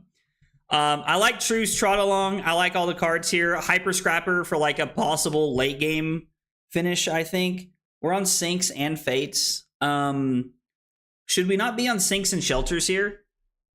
I don't think Fate's better than Shelter, right? Do you have Shelter in the side? Okay, just kidding. We have Shelter in the side. I love the inclusion of this card. This card's really good. Also helps us extra blues. I understand why, but I don't like it. Personally, I hate this freaking card. I hate this card, and I don't want to play it if I can help it, but I understand why. All right, this is a 4 for 7. When this hits a hero, destroy all cards in their arsenal. Create a gold token for each card destroyed this way. Ooh, relevant. They were thinking with New Horizon in mind. If there are 2 or more blue cards in your pitch zone, this gets +1 and go again. Yo, all right. All right, 3-card 8 would go again. I kind of like this. The defending hero must defend this with an equipment they control if able. Yo, that's kind of cool. Palantir Aeronaut. First off, that's a baller name of a card, and it's amazing.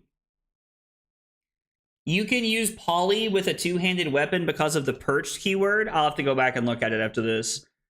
Thrice per turn instant. Tap a cog you control. This gets +1. If this is the 3rd time you've activated this ability, destroy a defending card. Yo. So if you have like massive cogs on cogs on cogs on cogs play, this is really good.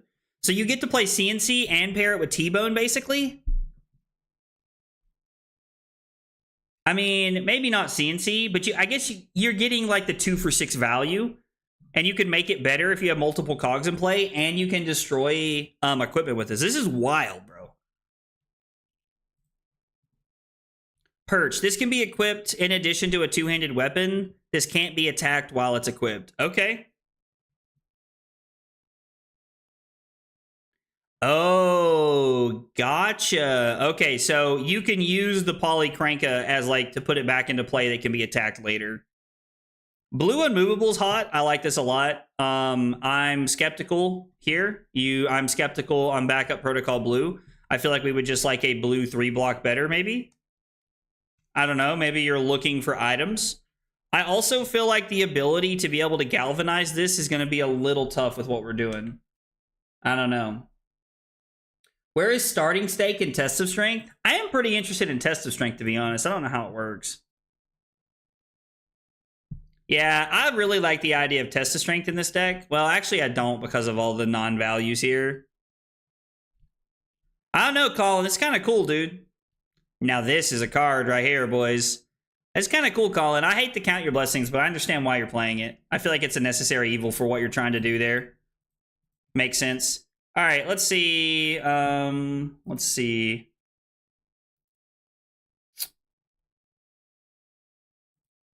Oh. Let's get some more Cinder games going while we're hanging out. Nate, you still here? I love that it says thrice. Oh, we're truthers 100%.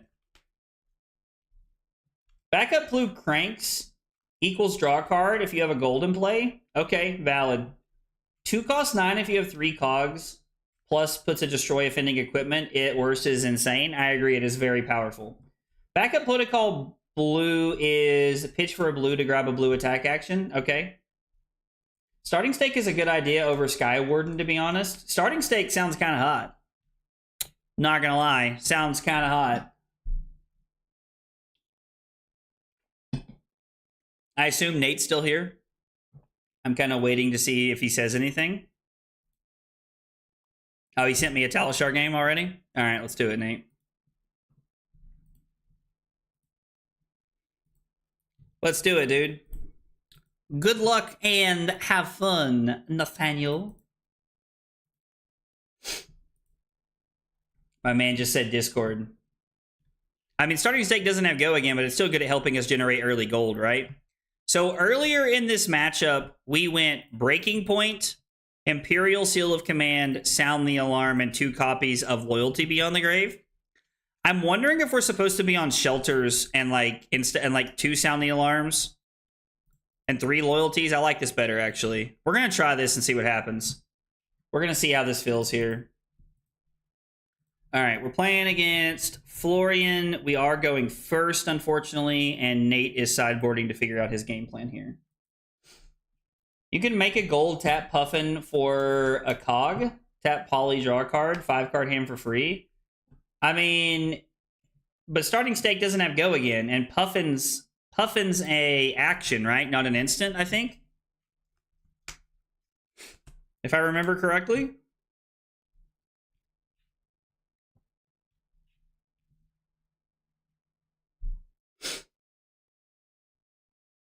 Pitch Demonstrate Devotion for Dagger, Hot on Their Heels, Blaze Headlong.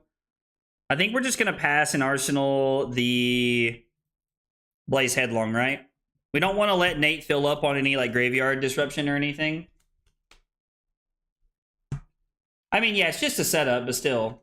Correct Puffin is an action. Yeah, that's what I thought. I mean, maybe that card's not that good, but it could be like a good like turn 0 play, right?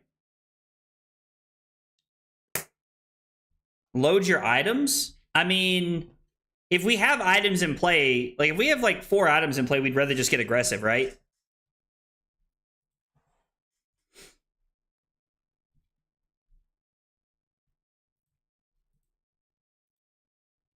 I mean, we have a pretty good hand.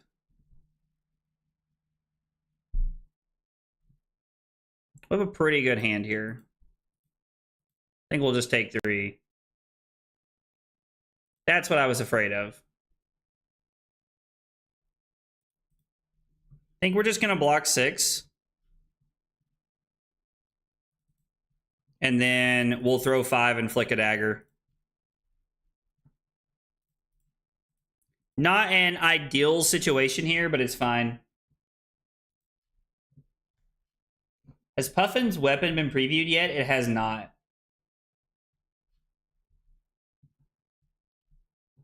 Puffin has crack? Yo, what? Oh, Puffin has crank? LOL, dude. I'm rolling. I love when we mistype things. I love when we mistype things.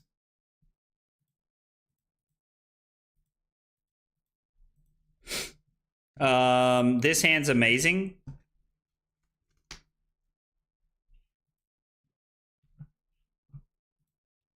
Oh, look. It's an actual, like, Florian hand for a change instead of, like, always having massive disruption. Cart. No, I'm just kidding, dude. Got nothing but love for Cart, dude. Got nothing but love for Cart. So I think this hand's really powerful, right? Like, we can go Spreading Flames, Fire Tenant Strike first, Dagger, flick the dagger, get the daggers back, throw one of them. Like, we have a really good turn here. I'm kind of shortcutting a little bit with what I want to start with here, but I like this hand a lot. Give me a 1 for 3 on hit, make a gold.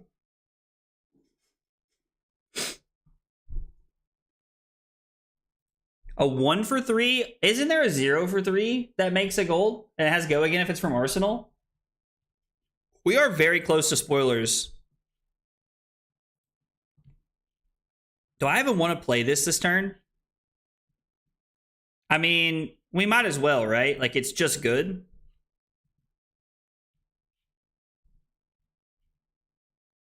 I love that Nate's blocking here. Love that Nate's blocking here. This comes in for 3.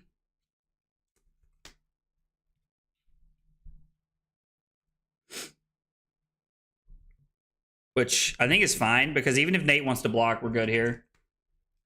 1 for 3, get a gold? Like, 1 for 3 when it hits, get a gold? That's Pog weapon, dude. That's an amazing weapon.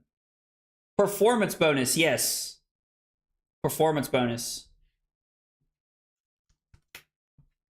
Yeah, dude, I'm all about a weapon that says 1 for 3 on hit, make a gold. That would be insane. And can we play it in Victor? I'm just kidding. Kind of.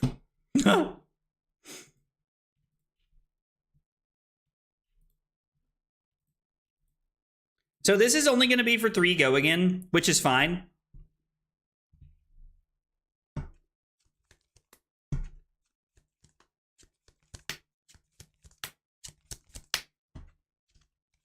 We are going to flick, use Syndra to get our daggers back. Oh, yeah. It's all coming together. I love that movie. I love Emperor's New Groove. Activate Syndra for free. Get our daggers back. Come in for 2. If this hits, it'll be the second chain link in a row to hit. We are not going to use the vest. There's no reason to gain an extra resource here. This is 5 on hit mask, which it means it's probably a card and grasp, if I had to guess, which I think is a pretty good start for us.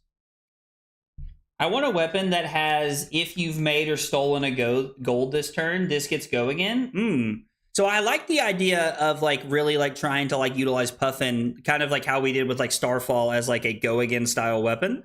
I am definitely a fan of something like that. Yo, getting the felling there is insane. Value town, population us. Just gonna come in for 4.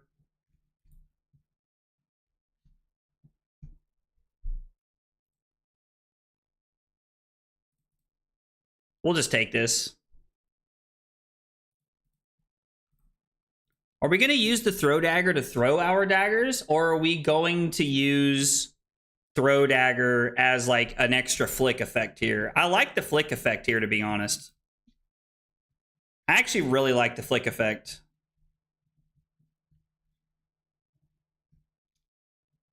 I hope the weapon is a wrench. Listen, I like the idea that Banksy had a wrench, because the idea of just carrying around this like boss-ass wrench is dope, dude. I love that. Starfall is the best designed weapon in the game, and you can't tell me otherwise. I actually don't hate that, bro. I don't hate that. I mean, yeah, let's just go ahead and draw a card here. Like, we might as well, right? We can just see what we've got going.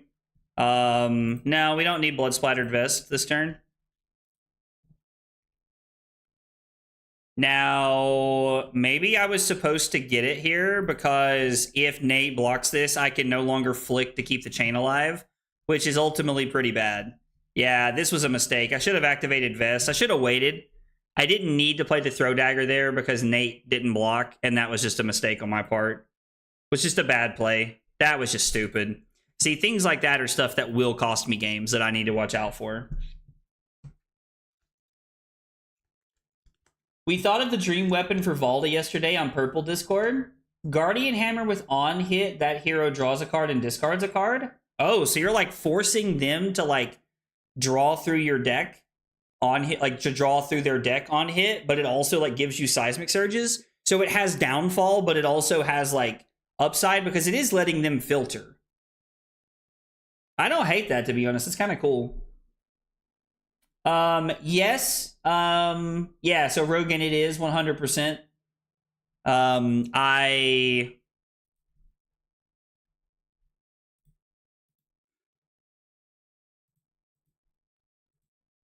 Uh-oh, shit. No, that's not what I wanted.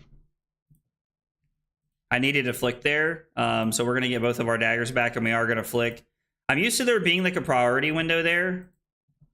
Now the problem is that I can throw this for 5, but then I have 0 room to set up mask, and I think I would rather just arsenal and set up mask here. Flail of Agony is the best weapon. Why do you think that? I'm not saying you're wrong, I'm just curious. I mean, I do inherently think you're wrong, but I'm also curious.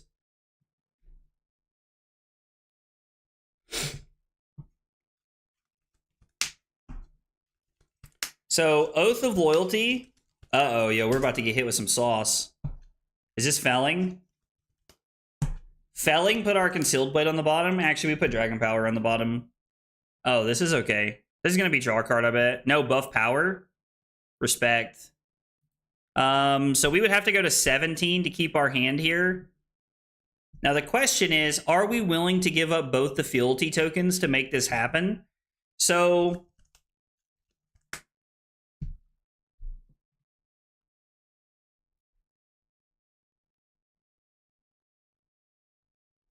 if I block, we'll tell Nate we're thinking here for a second. If I block Concealed Blade and Flight Path, I get to go Oath of Loyalty, Dagger, Crack, Fealty for Fire Tenant Strike first.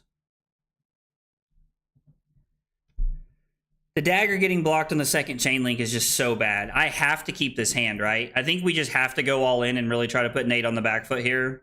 And if he gives us Purgatory, it's just a blowout, I think. What's the best weapon? I mean, honestly, I have to say I really, really like Starfall. Like, I think it's like a great design. It works well with the spec of the class. It's not super stupid broken. Like, it's a 1-for-2 with Go Again, which is like really powerful, but not broken. And I honestly just think it's a really good card. I actually really agree that like with Dot, that like Starfall is probably the best from like an all-around design perspective, probably the best designed weapon in the game. No, if we're just talking about best weapon of all time, I'm not talking about best weapon. I'm talking about best designed weapon from the purpose of enjoying the game for both the person against you and you. And if you asked me to pick the best weapon of all time, I would say OG Luminaris. Like, Luminaris was stupid. That is the most powerful weapon of all time. There is no contest, in my opinion. But I think that one of the best designed weapons of all time is Starfall. Waning Moon? Tell me you played Icelander without telling me you play Icelander. I'm a sucker for a Nothos. I would love to have a gold foil in Nothos. It's one of the few things that I truly wish I had.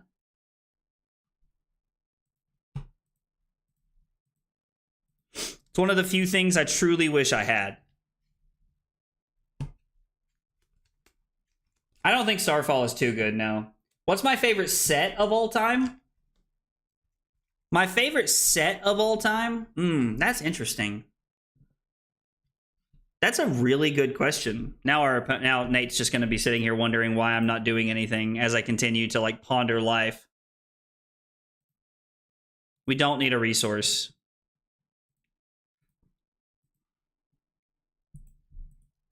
This is 3 Go Again. I highly doubt we get Purgatory here. If we do, it's a really good block from Nate. My favorite set of all time. I'm currently looking. I have a collection of all the boxes I've ever opened. I keep one from every set. Honestly, this is not an answer people are going to like, but probably Uprising. I really enjoyed the draft format, even though it was a very ninja-heavy favored format to draft. But it was also like what I started playing when I got into the game, and that made it like one of my favorites. That made it one of my favorites by far. Dragon Power for 6. Now, we can let this go and just get our daggers back because we did a good job of like taking the tempo here. So I think we can save our Lava Burst for another turn. I could give this Go Again and like throw Lava Burst, but there's no reason to, right? Yo.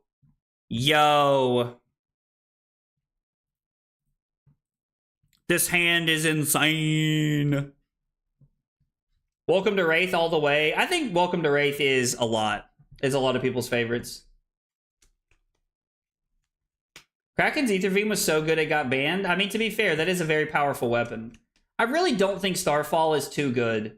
Like 2 Go Again, there's so much counterplay to that. Like that, all you got is the perfect response to the weapon. I think 2 Go Again for 1 resource is perfect. If you make Starfall 1 Go Again, it's unplayable. We just end up playing Reaping Blade in the deck. Uprising was great. Outsiders was my favorite for the Azalea boost plus Assassin boost. Everything but the ninjas in it was perfect for me. I actually really like that answer, Jay. I think that's a really good answer. Like, if we were on Family Feud right now, I'd be going, good answer, good answer.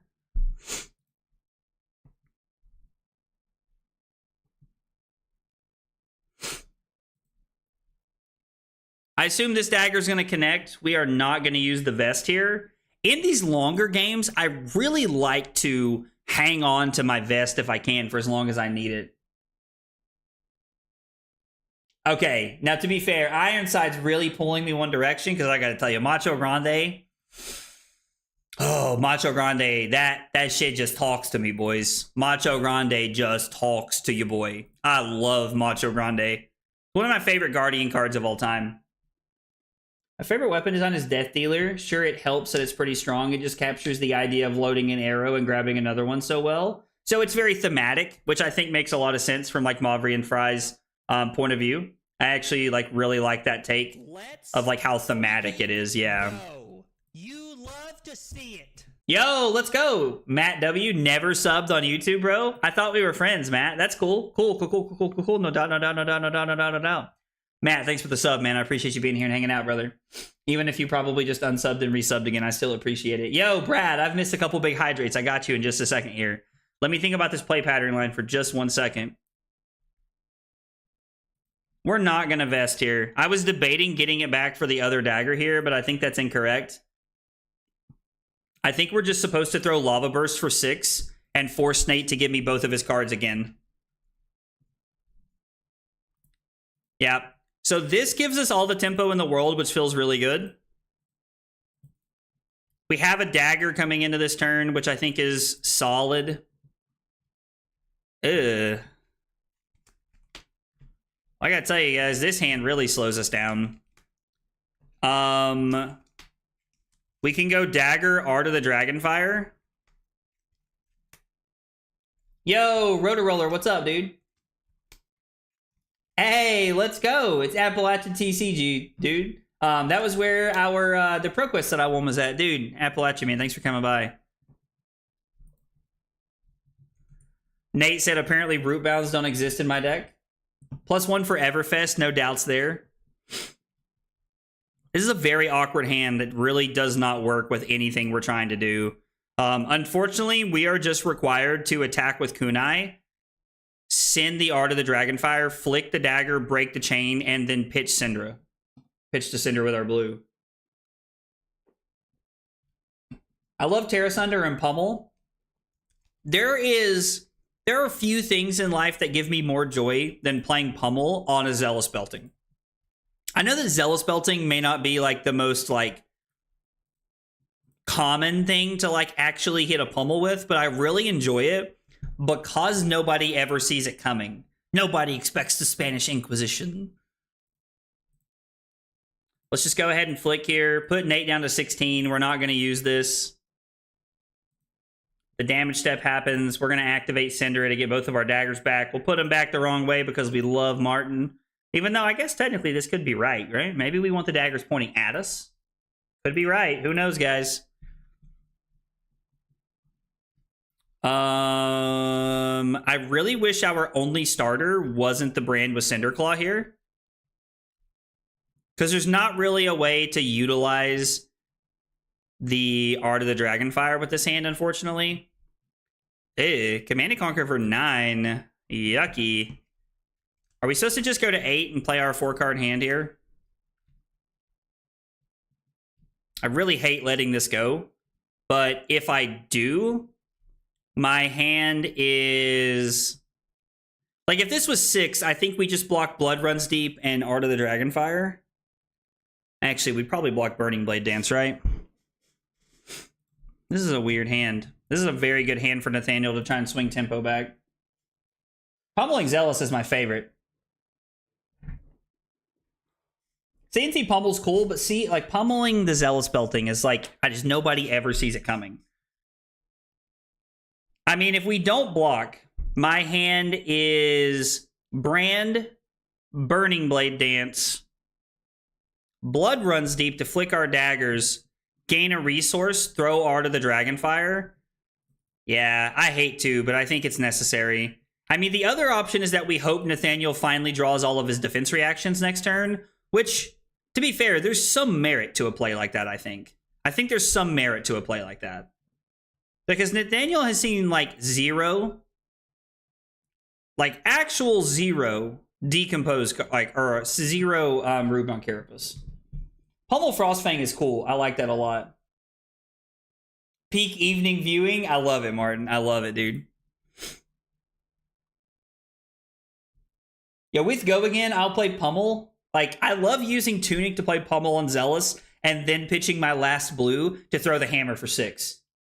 Would an Ice Ninja who creates Frostbites on hit with Kadachi-like weapons be too strong? 100%, Rock. I would love for there to be an Ice Ninja. I am 1,000,000,000% convinced we have never had an Ice Ninja because they know how broken it would be. Man, I really wish we had another way to start this turn. I would have loved to have used that brand to throw this. Is there any world that I just pitch Burning Blade Dance to this and pass? No, right? There's no shot that's correct. We add 2 points, but we're taking away 8. Or, I'm sorry, 7. Freaking go. You love to see it. Yo, Hellspawn, thank you for the sub on YouTube, dude. I know you were hanging out on Twitch earlier. I appreciate the double support. It means a lot. Guys, I really appreciate you all, you know, showing up and, you know, helping out with the double support. It really means a lot. It's really nice that people are, like, you know, willing to watch on both YouTube and on Twitch. So I do really appreciate it. It means a lot. I think if Nathaniel makes a bad block here, we can force mask. If Nathaniel makes a bad block, we can try to force mask. I need to get those last rounds up. Oh, like you need to upload them to YouTube? I know that feeling. I know that feeling all too well, brother. Ads can't let me watch, sadly. Oh, dude. So it's kind of weird because, like, I use ads because, you know, like, it's the best form of revenue for the channel that doesn't, like, hurt, like, completely trash the viewing experience, in my opinion. Because if... I don't agree with Nathaniel's block here at all. He doesn't get the trigger, and now this is mask. I don't like Nathaniel's block there. I think that was a bad block. And he saw me use the vest, so he knew up front. Yeah, I think Nathaniel made a small mistake there. I'd love an Ice Rune Blade that says whenever you create a rune chant, you can instead create a Frostbite for your opponent. Yo, all right. Somebody get Dot, dude. Somebody get Dot. He's done, dude. He, like, Dot? Bro. Bro. What? Is finally a Rubon Carapace? No, you're going to give me mask? I mean, to be fair, setting up an Oath of Loyalty is pretty great. It might be a defense. No, if he had something that, like, I don't know what he kept. What's better than preventing mask there?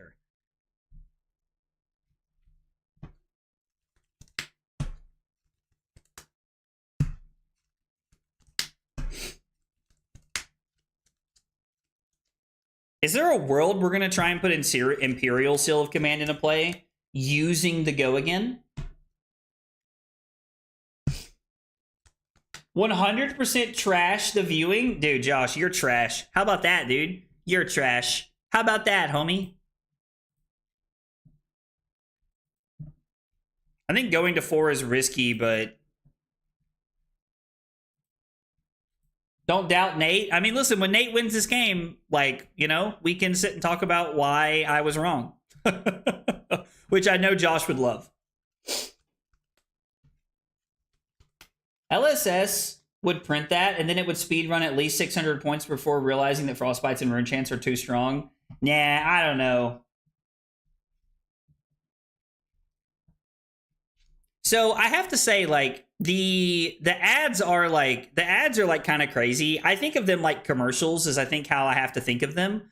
But like ads are the best way, like, and just, you know, sharing with you all from my point of view, ads are the best way for me to, you know, make money while I'm doing this with like out people, you know, like becoming members or like, you know, Twitch subscribers. And guys, like, there's a ton of you who go out of your way to support the channel, and I am forever grateful for that. It means a lot, you know, between memberships and between subscribers on Twitch and stuff like that. But the ad part of it is just like the best way for me to make money.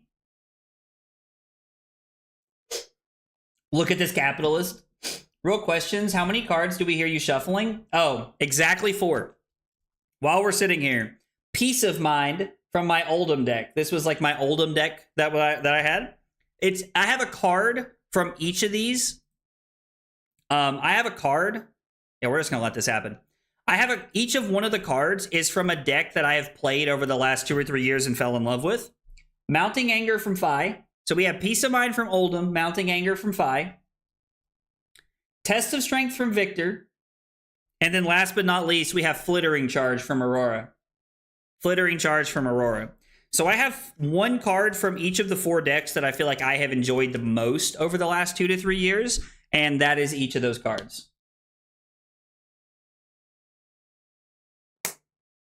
How has this Florian gone 9 turns with no decompose? They've seen literally 0 Rubon Carapace. And the one time and Nathaniel's had to block 2 massive turns with felling.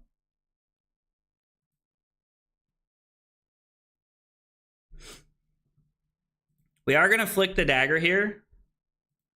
We are going to use the vest to gain a resource. This is going to be Display Loyalty. For 3 go again. We make the fealty token, and then it's going to be 1 for 7. If Nathaniel gives me another card here, it is what it is. Kind of weird not using Mounting Anger and Syndra. It was a card that we talked about, but I'm not sure. My man said, nerd, I love it. No, that is not an alt art Peace of Mind. I do have alt art Peace of Minds, but they're in a binder. They're not just sitting on my desk casually. Not that much of a psychopath. I will say I have a pretty cool like personal collection that I have a pretty cool. Why is this different? I don't understand this. I have a pretty cool personal collection that I keep up with that like I don't know, like maybe I mean, I don't know. Like maybe I show my collection sometime. Like my collection's not like vast or crazy or anything, but I have a lot of like foils and a lot of like cards that I've collected. Like I have a playset of the London Sink Belows that I think are really cool. So since Nathaniel gave me his entire hand, we also can't play Imperial Seal of Command because of Oath of Loyalty. But even if we had another fealty, I don't think we're supposed to play it here because Nathaniel gave us all of his cards. If he doesn't give us all of his cards, then yeah, maybe we do.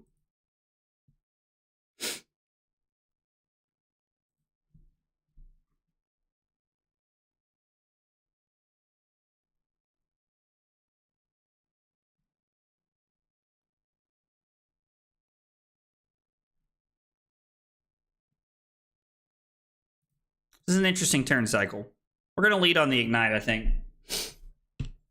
I think mounting requires us to be on probably blues, on 12 blues if I had to guess.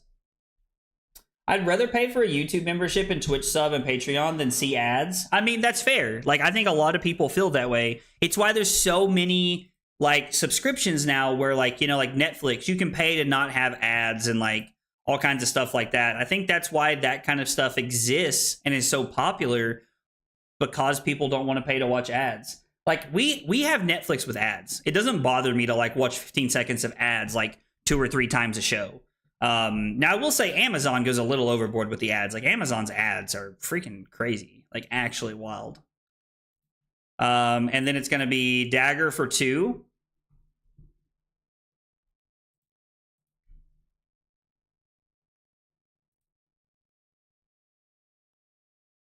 Do we want to use the blood splattered vest here? I don't think this is worth my last resource. Do I want to pitch the... I don't think so, right? So I think we're going to go ahead and go Lava Burst. We're going to use Dragon Scalar Flight Path to give this go again. We're going to flick the dagger we played, play the Imperial Seal of Command, and activate Syndra. Hulu ads are a little much sometimes, too. I've got Twitch Turbo because it's goated, just watching on YouTube because I can't watch Twitch at work. So it's really funny because they actually have it set up the same way for me at work. I do not have access to like I can't use Twitch at work. I have to watch stuff on YouTube. Which is funny because there's a few people that stream on YouTube or on Twitch. I'm actually one of those people. I like the viewing experience better on Twitch. The Twitch viewing experience, in my humble opinion, again, in my humble opinion here, is better on... We are going to use the resource because it lets us throw the dagger here. We're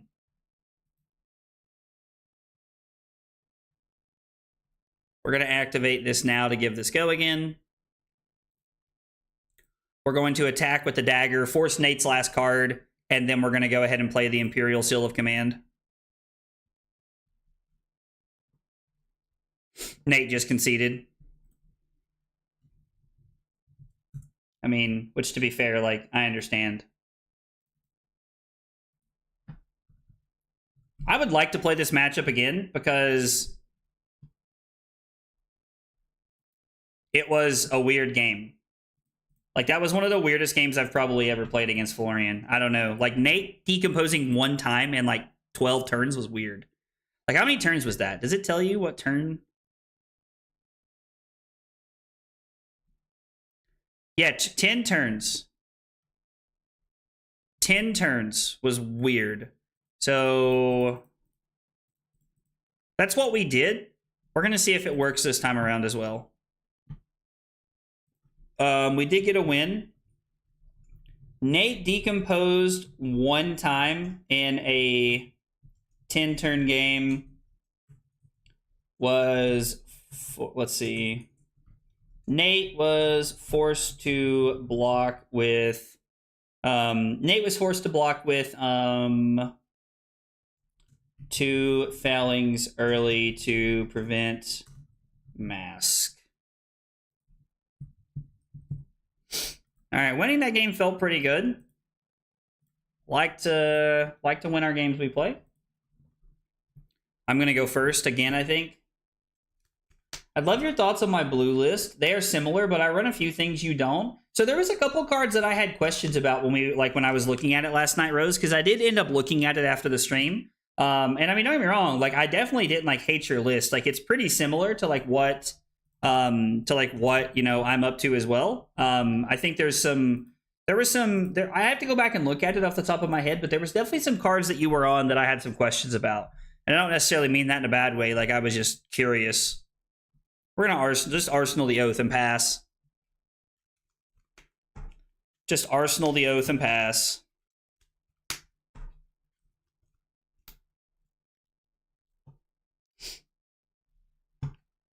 I have not tested the Poison Blade build. The Poisoned Blade or whatever it's called, or Poisoned by the Blade or whatever it's called. I have not tested that this time around. I did when Syndra first came out, but I'm going to be honest, I hate that card. I hate that card with every fiber of my being.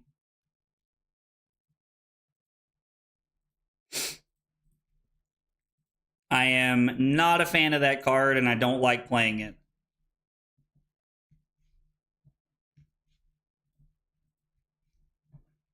I kind of like this hand. Also, I've missed some big hydrate, so I apologize. We're going to try and catch up here. Big hydrate here.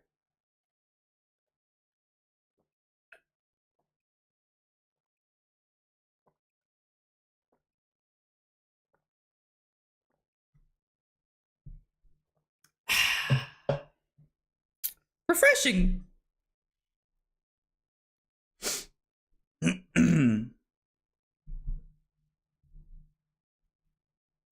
We're gonna leak one. You love to see it, as they say, and by they I mean me. It's me. I'm the one who says that. So there could be some rationale here to just arsenaling the Blood Runs Deep. And to be honest, I don't hate it. I don't hate arsenaling the Blood Runs Deep here, but I think we're supposed to play it, right? I know that we're probably not going to get Mask here, but I do really like the idea that Nathaniel has to give us Grasp or a card. Questions are a good thing. Sometimes I question my own decisions. I mean, yeah, so like I actually really enjoy when people ask me questions about my deck because I don't get it all right, you know? Like I get a lot of things wrong and like just I've learned a lot of things just through like the massive amount of games that I play every week. And I mean, this is no example. Like this is no different in my opinion. We're taking 7. We cannot take 7 fast enough here. But like, you know, I just like I've learned a lot through playing a lot of games and this deck is going to be no different. I need to learn this deck for sure. I think it's very bad in comparison to the red line or the pseudo red line he is playing. But the build won some ProQuest here in Brazil and got me curious. So I personally think the whatever it's called, the Poison Blade card is just not good. I'm gonna be honest. Like if you want to play like super extreme hyper combo that you're looking to just get value out of, then you know, that's fine. There's nothing wrong with that. There's nothing wrong with that. But I think there are better versions of the deck. Do you have your set of EA Rainbow March of Loyalty? If not, we should chat later. I do not have a playset of that. But I love foils, as you all know. I'm a degenerate and I have problems.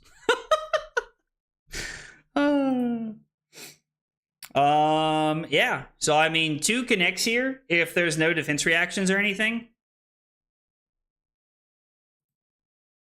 Yellow Rubicon Carapace covers this up pretty well.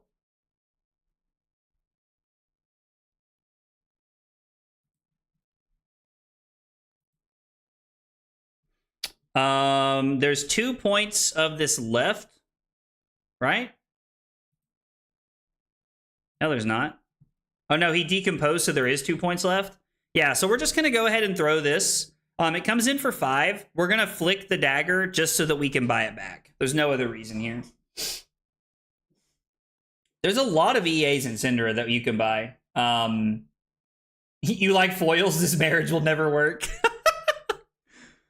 I do really like foils. I don't think I have a problem, if I'm being honest. And when I say that, like, I have never spent money on cards outside of my means. I am a big proponent and a big believer, and you should never spend money on cards you don't have. I tell everybody that. I believe that, and I will preach it. I will preach it until the day that I die.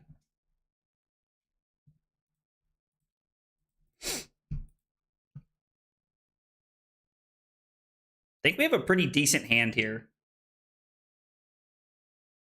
Papers are legit in the mail, bro. How do you even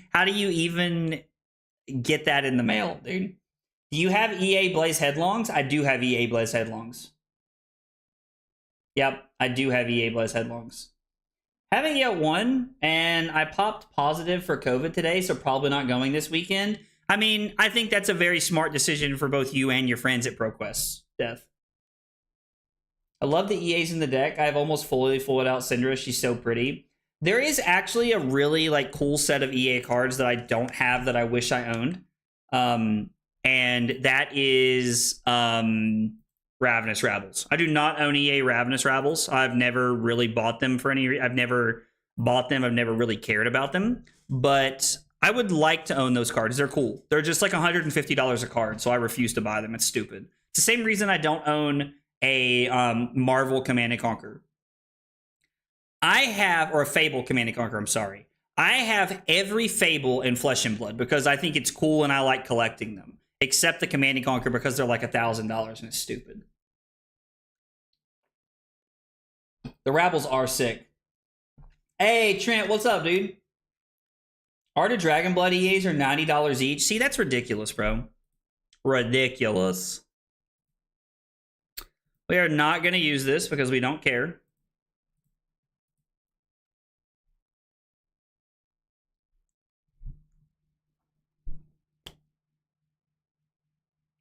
I'm actually kind of glad that he blocked there. Because we're going to go 3/3 Lava Burst here.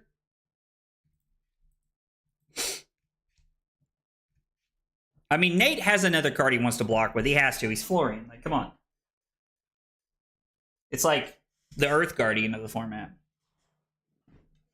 How does this list run into Jarl? Trying to decide if I want to do a Pro Quest this weekend, but it's a very heavy Guardian meta at the store, so usually I'm expecting Florian, Jarls, and Victors.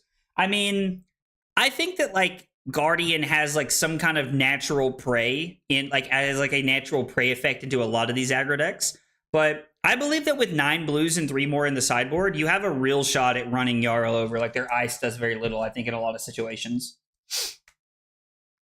Please tell me you put Art of Dragonblood back in. No, we are not on Art of Dragonblood at all, brother. Not at all.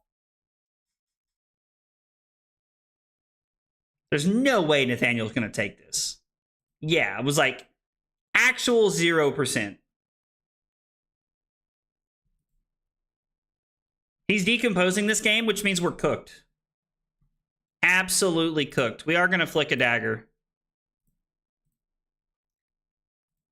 He could use Well Grounded here if he wanted to, but honestly, if Nate uses Well Grounded, I think I just see that as a massive W for us. Massive W.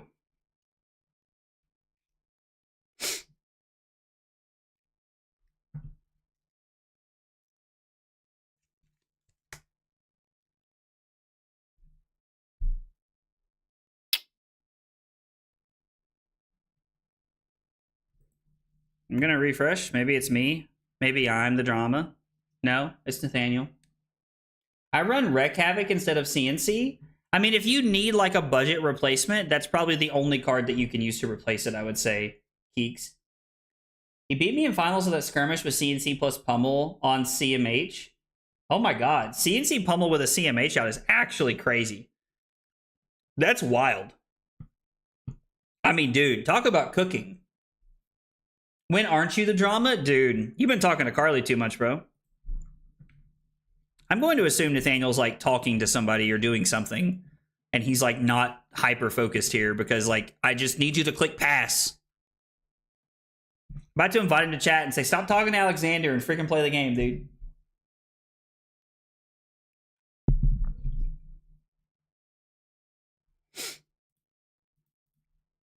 We're going to throw Rising Resentment because technically it threatens Mask again if he lets it hit. If he lets this hit, we can throw Lava Burst to threaten Mask here.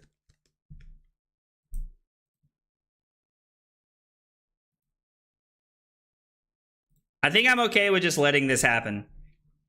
Like, we got most of the cards out of Nate's hand. We're going to set up a 5-card hand here, and we'll just Arsenal the Lava Burst, and we'll try to get a big aggressive turn going with the Lava Burst.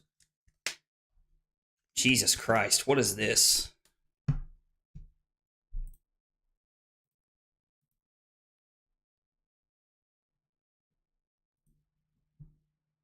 I mean, this goes to the bottom.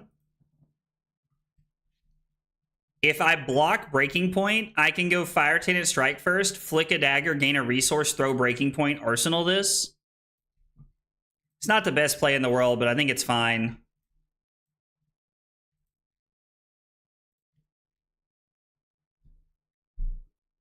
I mean, we could also go double Fire Tenant Strike first and then throw this for 7. I don't like this as much because I'd like to Arsenal a card. I hate coming off of having no daggers this turn.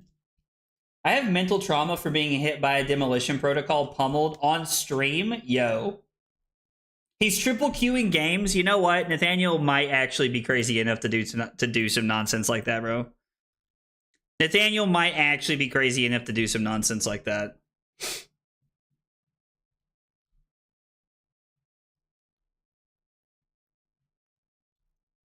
Little did we know this was going to be our last game because Nathaniel's taking a decade. Hope he watches this later. Listens to me just talking trash about him. He might be listening right now. I played against Rose before. She's a very good player.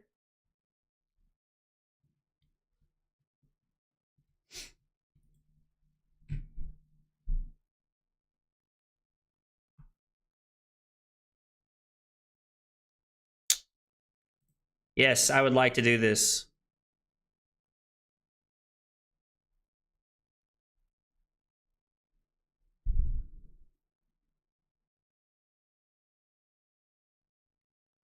Oh my god.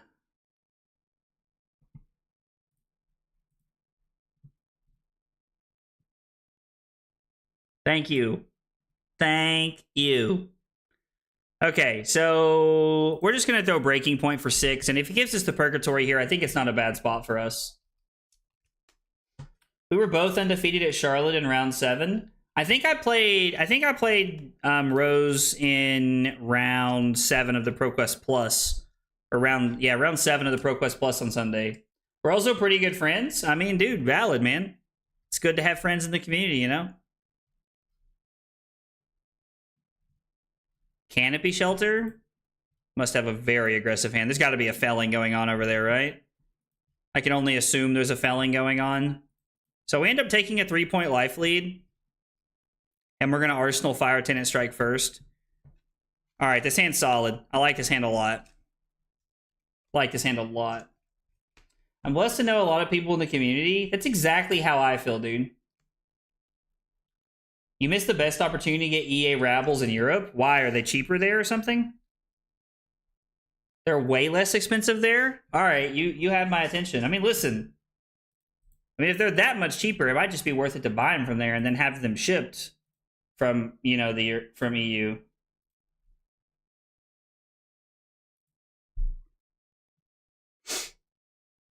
I mean, admittedly, this is a little unfortunate, but I think it's fine.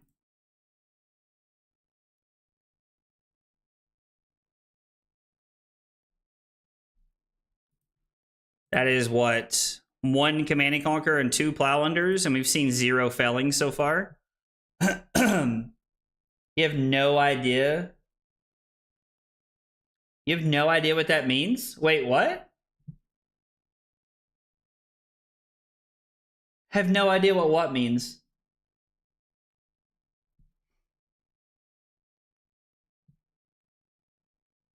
Oh, is that Rose?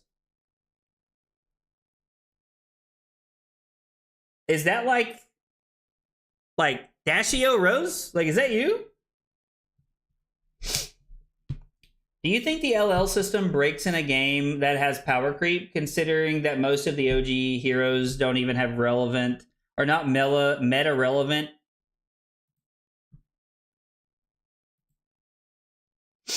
I don't know. Like, listening to James White say that he's not giving up on LL yet kind of resonates with me, to be honest.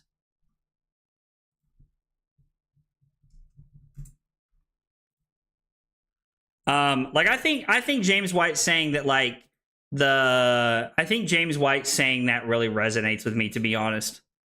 I think that he's saying that he's not giving up on LL, but, like, you know, him and Brian did kind of like mention that in the dev talk and how they feel about it. And so honestly, I don't know, I kind of like that.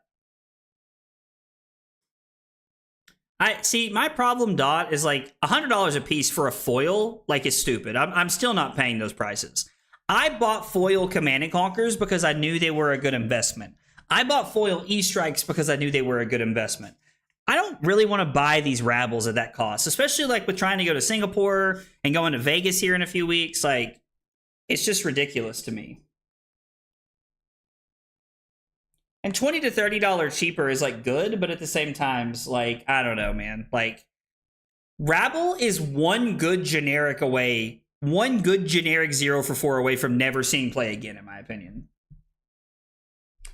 Remember the casters at Philly were joking about how I didn't have an EA Rabbles and I would always flip a red if I did? That's pretty funny.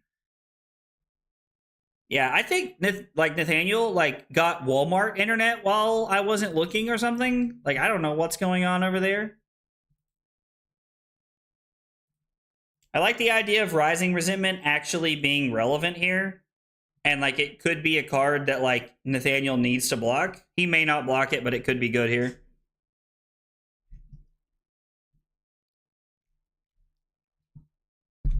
I like that quite a bit.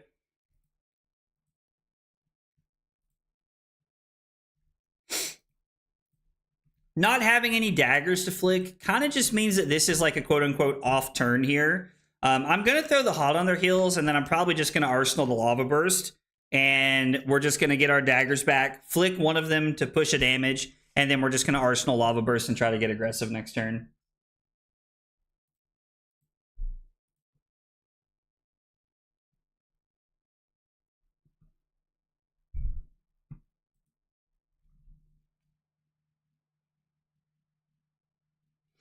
So red Rootbound means that Nathaniel has something else here that he wants to arsenal, probably another defense reaction if I had to guess. He's not going to decompose, which I actually think is a very good play. I think not decomposing here is very smart. If this would push Mask, I would send 5 here, but there's no reason to, considering we can't push Mask. We're going to hope to draw like a pretty good power turn here. Loyalty Beyond the Grave is probably not the best start in the world to a power turn. Nate's going to go to 24.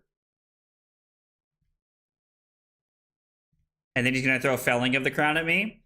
We're going to put Display Loyalty on the bottom, and then we're going to block 9. I think Rabble will have relevance for quite a while. It is just the right amount of variance that LSS wants. I mean, I guess that's valid. That makes sense. I don't know. I just have such a hard time justifying $100 a card. You know? Like, honestly, I'm tempted to sell those EA Sync Belows that I have. I'm tempted to sell those. We have to take the Rune Chance. We don't really have a choice here. We don't have any Arcane Barrier.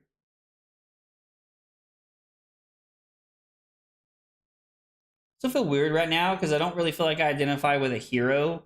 Still trying to find that right now. I mean, to be fair, I think that's something that a lot of people struggle with. I think that's something that a lot of people like really have a hard time with, is like figuring out their place in the metagame and like where they exist. I think a lot of people struggle with that, to be honest. I'm just going to block with the Loyalty Beyond the Grave, and we're going to try to set up a loyalty turn here. Really wish this turn worked without the blue.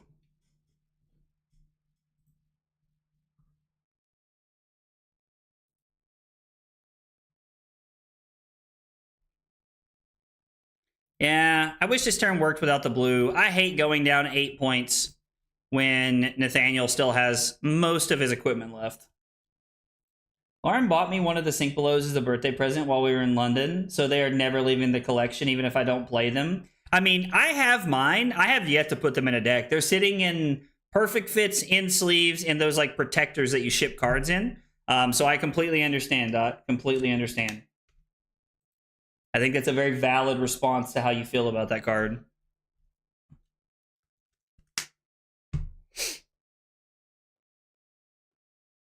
Oh, man. Guys, thanks for hanging out tonight. Appreciate you guys for being here and chilling. It means a lot. I enjoy getting to hang out with everybody and play games, so it's a lot of fun that you guys are here to join me and chill. So we let the dagger come through. We're not going to use Vest. There's not really a reason to. Hot on their heels.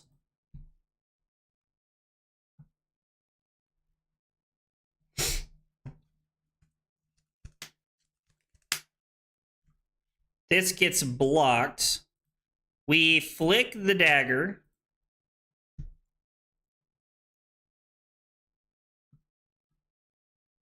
We about to get hit with a well-grounded? I always think Nathaniel's thinking, and he's not. He's just lagging. Smash that like button for your boy. Let's go, Martin, dude. I appreciate it, man. I appreciate it, Martin. It means a lot. I was having this conversation with somebody the other day. So every time I like make a heart, like this is how I make a heart. But like, you know, like my siblings like make this like heart like this or something, and they look like they're like throwing up crypt signs. I don't know. It always looks so odd to me. It always looks so odd to me. So there's one more prevention left. Did we just get our daggers back and then attack with one of them and pass? I mean, I guess it depends on how they block, right? How Nathaniel blocks. But I'm really not interested in giving up. Okay, so now that Nathaniel's taken damage here, I think we do. I think we're going to activate Syndra. We're going to get our daggers back backwards because we love Martin. And we're going to come in for 1 here. And if he doesn't block this, we're going to throw Lava Burst and we're going to threaten Mask here.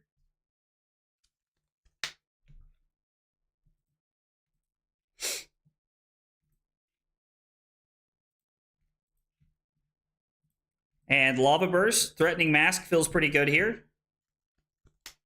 You got to do it with the pinky and the ring fingers. That's how all the cute girls do it. I'll keep that in mind. Dude, Trent, happy to, man. Speaking of Trent, I'm pumped. I am pumped for our like experiment later, dude. I am excited for that very much so. I think this is a very good card to Arsenal. I am terrified. I'm going to assume that this is Arcane Seed's life into this is going to be Arcane Seed's life into Felling of the Crown is going to be my guess. So we're going to 10 no matter what. God, I hate all this freaking go again, dude. This hand is not great. Are we in a position where I have to greed and hope I draw a blue?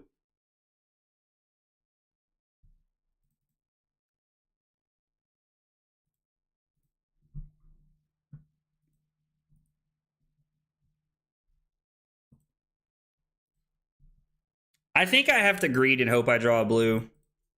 We're down 9 points right now. We did not draw blue. Can we pitch Spreading Flames to play Spreading Flames? It would be Rising Resentment, Blood Runs Deep, gain a resource, get our daggers back, attack.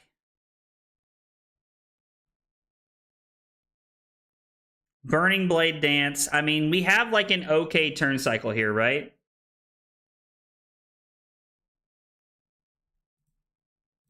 I should have blocked with the Flight Path last turn.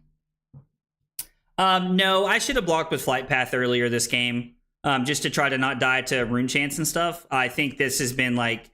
I think I played a lot worse this game than I did last game.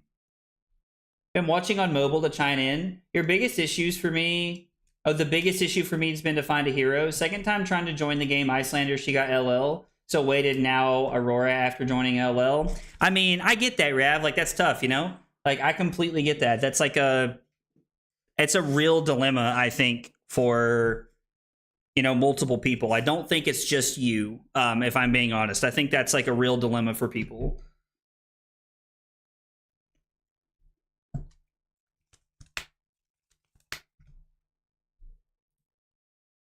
Is there any thought to flicking now? No, right? There's no reason to here. We should just wait. Rising Resentment for 3 does not matter. But I like that this seems like it could matter for what we're up to this turn. I think there's been a lot of like issues for people with like the LL system and like how things work. So here's what I would tell people. That if you play most any other card game in the world, the game rotates in some fashion. And so I think you have to get used to the concept that like that's just what might happen to your stuff, is that things kind of like rotate around and they're not always viable for you to play them because of how rotation works. And I think LL is designed to be the same way. And like LSS is such a young company. They're trying to figure out how the best way to make sure that they keep cards in the deck or in the game for the right amount of time. You know, like I think that's a struggle that LSS will probably get wrong multiple times over the next few years, just to be honest. And I don't mean that in a bad way. But I think that it's, you know, they're learning, they're growing, and they're learning. It is kind of like rotation. Like there is like a rotation to the game.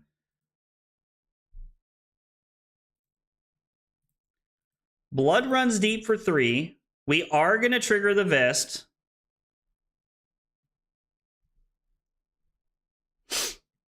Blood Runs Deep throws the dagger, so there's no stopping it here.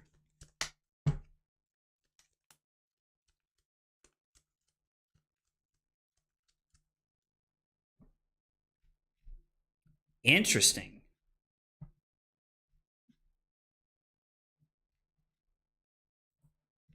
I mean, it's a good hit, to be fair. It's a pretty good time to hit right there.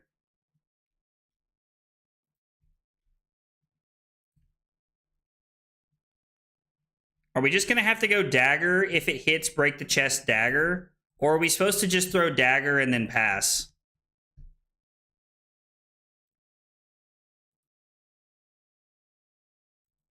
I mean, 2 more damage could be very relevant here. I don't know if it's right or not, but not having any daggers for next turn is pretty scary. But we are going to threaten to put Nathaniel all the way down to 7 this turn cycle. The fact that he's keeping these cards means he has a felling. Like, it's almost too obvious at this point to me that he has a felling of the crown. I mean, if you like playing Ninja, picking up Ninja staples or like Ira staples in general, preparing for the deck is a pretty good place to be at right now, I think. Okay, so Nathaniel's not doing that. He must have another Go Again card. Like, this must be like another Swarming Gloomveil or something. Yep, called it.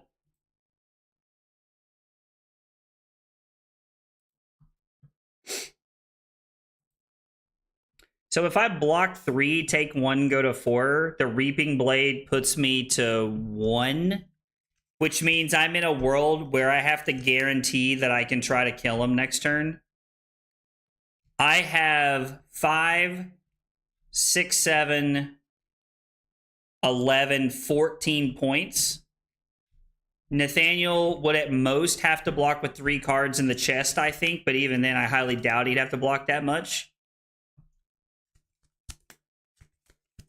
So maybe I'm supposed to block Ignite.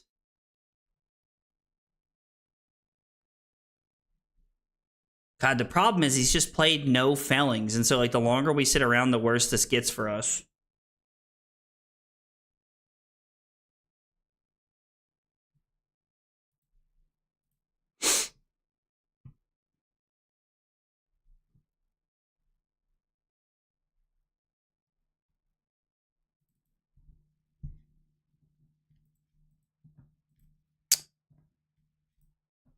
The problem with giving up the Lava Burst here is our turn goes from 14 to 9. Oh, man. Like, any blue wins the game, right? Any blue wins the game. I think we have to, in anticipation of not just dying to a blue next turn. It feels so bad, but I think it's the necessary play here. We get to go Ignite, Display Loyalty, Blaze Headlong, Activate Syndra, Flick a Dagger, pass. I don't think we've drawn any, like, Art of the Dragonfires this game, which has been pretty awkward. We're not really seeing any of our 1 costs to, like, really utilize and get aggressive with. Yeah, I just don't think going to 1 was correct there. I don't know. Maybe you guys feel different in the chat, but I really don't think going to 1 was correct there. Yeah, I felt like there was a felling coming that turn too, to be honest, Martin. These Rune Rager swarms and Swarming Gloomveils have done like really good work for Nathaniel. Loyalty Beyond the Grave not hitting a blue for us, again, highly improbable, was pretty bad. Because if we hit a blue, we have a much better turn.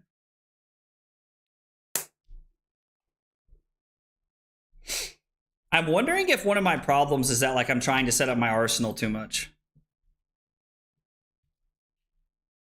Like, genuinely feels like I might be trying to set up my arsenal too much. And so I was leaning into, like, the Command and Conquers and the Plow Wonders early on in the game. Maybe we need to approach this like Dando does Fi in this matchup, and we're just going to say, I'm going to play 4-card hands every turn, and whatever happens, happens.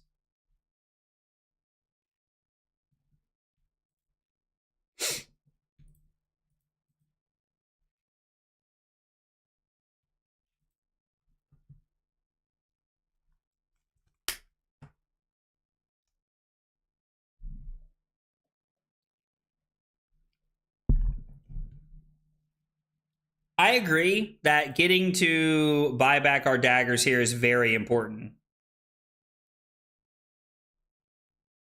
Buying back the daggers feels like an absolute must this turn cycle. Rav said, I am now. Guys, by the way, this is a great time to talk about it. If you're not in the Discord, we'd love to have you. ! Discord in the chat. Also, I have said it somewhere. Hang on just a second. 2 seconds. Nathaniel's going to take forever anyway.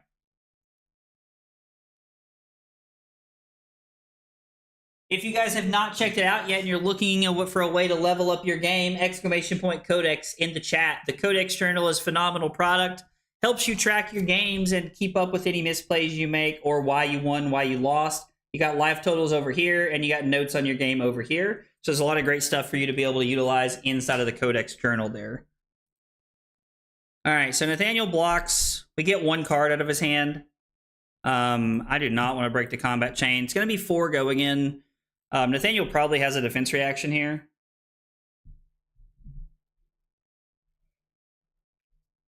The no blocks 100% tells me that he has a defense reaction. So I'm going to get back both of my daggers, and we're going to flick one of them at Nathaniel to put him to 4.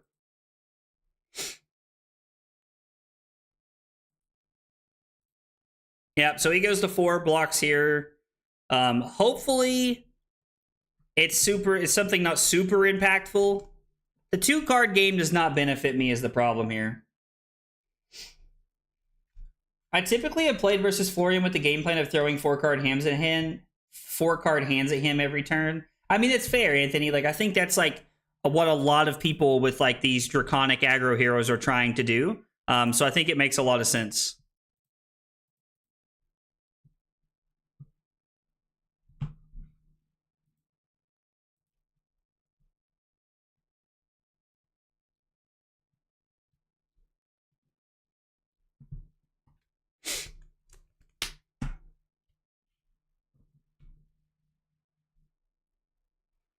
Man,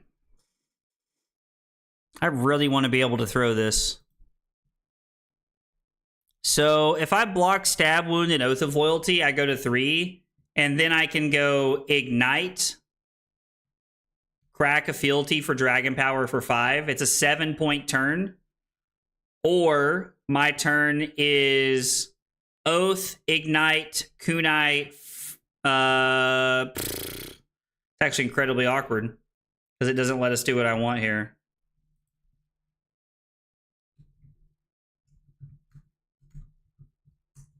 Nathaniel said that he threw a felling with no blue right there.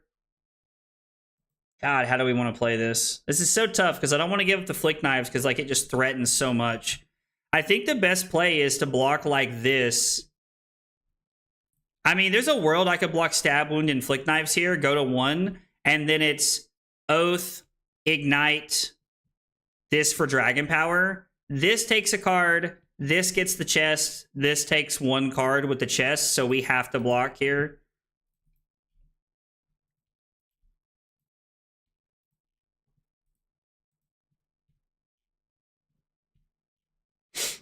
Man, this is tough.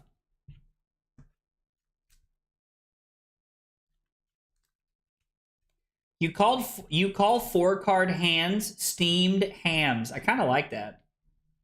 Yeah, Arcane Season Life just ends the game. There's nothing we can do about it at this point, I think is the bigger problem here, Martin. Like, I agree. It is a very big problem card for us, but when Nathaniel draws it, we're just dead.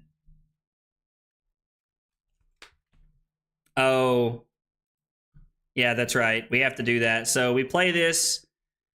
The ability goes on the stack. We crack a fealty. Thank you for pointing that out to me. No, it's okay. We'll just back it up. This is a game against Nathaniel. He wants better preps anyway. Especially Spreading Flames, but I try to avoid it if possible to avoid the blowout of Plow or CNC. The reprint of Staples should not be a slow trickle. It should be a steady stream at this point. I mean, I guess 6 years into the game, that's pretty fair. I don't know. I do like 4-card hams. I'm here for 4-card hams. We'll make it work. We'll make it work.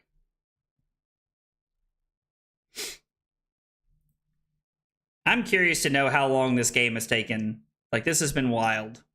How long this last game has taken. I was hoping to get at least 2 more games in against Florian, but this is probably going to be the last one with the way it's going so far. So Ignite happens, and then it's going to be Dragon Power for 5. I wonder if I was supposed to block 8, maybe, and Arsenal the Oath of Loyalty, and just try to set up for a better hand.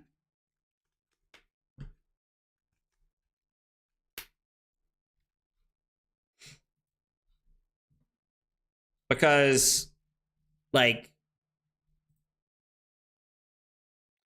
I mean, I'm not going to do anything because Nathaniel's dead if he doesn't block, but I think we need to flick here, right? I know that leaves us with no daggers for next turn, but I think we just have to put Nathaniel low enough to hopefully let it matter. See, of course, we draw. Oh, man, that sucks. Oh, we're just dead. Pitch a blue. Oh, no, he can't. But we do go to 2 off the arcane. And then we're just dead next turn because we're going to block 9. We're going to block 9 because we have to stay alive here. And then we're going to throw the Blaze Headlong.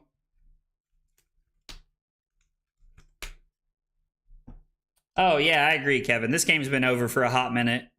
This game's been over for a hot minute.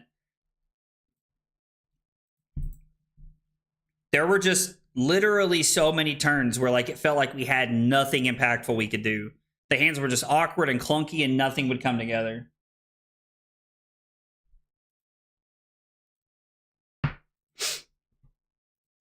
On our turn, we're just going to throw this. We're going to throw Blaze Headlong, and then it doesn't matter. Nathaniel can block with 1 card, go to 1, and then we're just dead. He can block with 3 cards. It does not matter here because he's just going to activate Grasp and we're dead.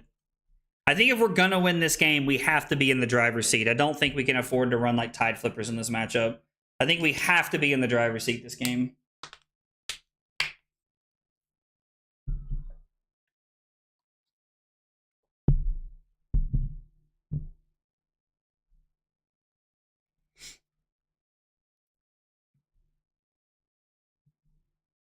All right, come on, buddy. It's not that hard. Just block with something, please.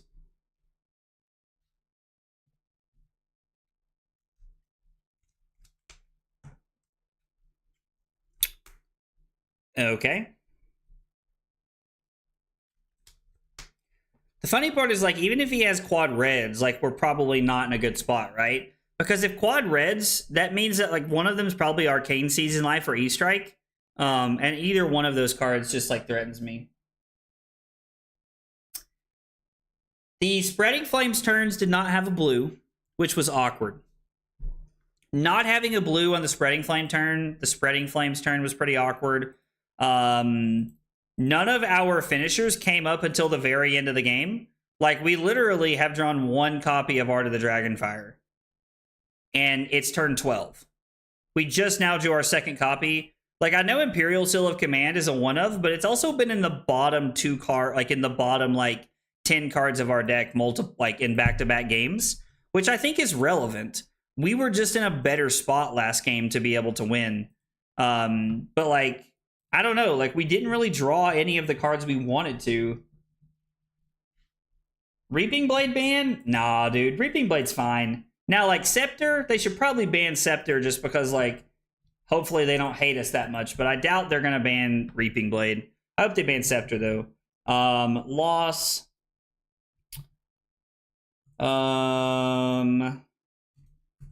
Some awkward hands.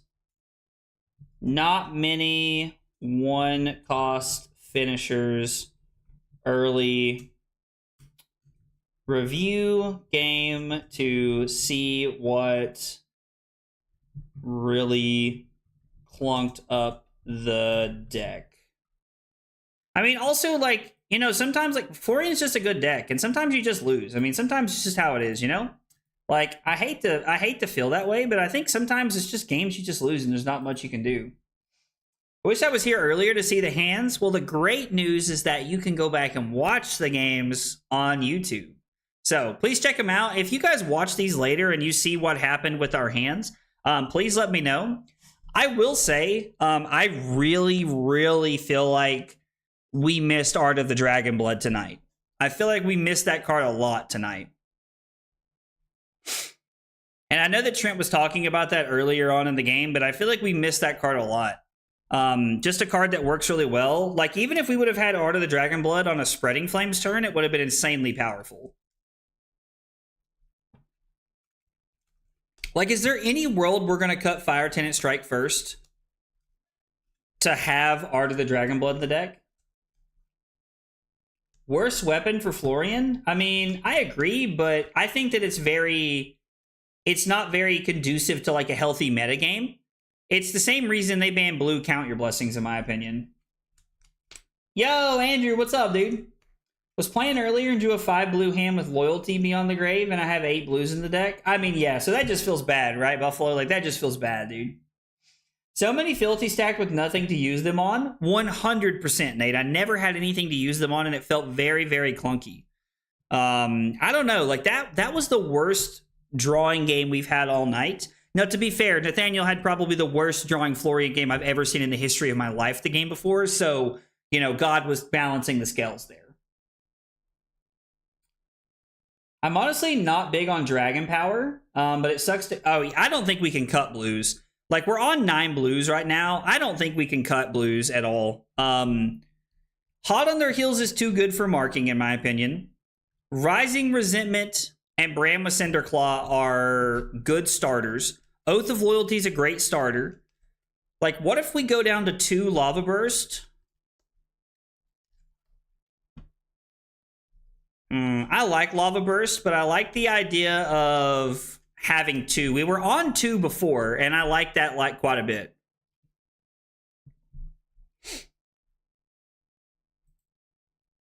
What if we play 2 Lava Burst, 2 Fire Tenant Strike First?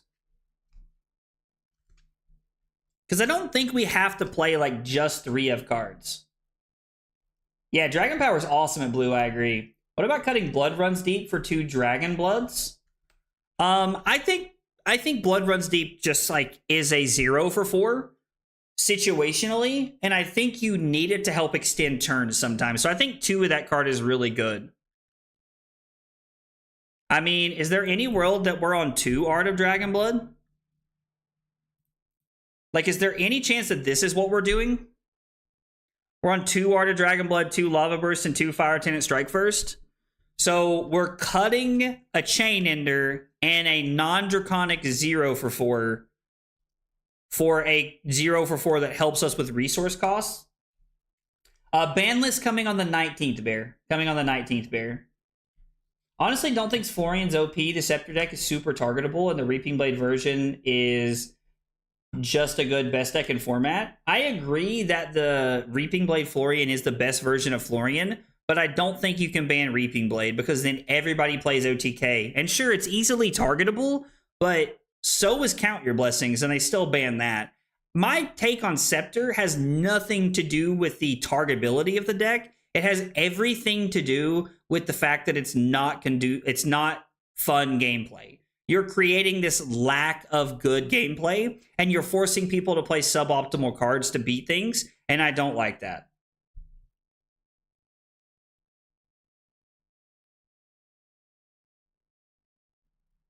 Yeah, I don't think we can cut Blood Runs Deep. I actually really like these changes right here. I think this is a really good change.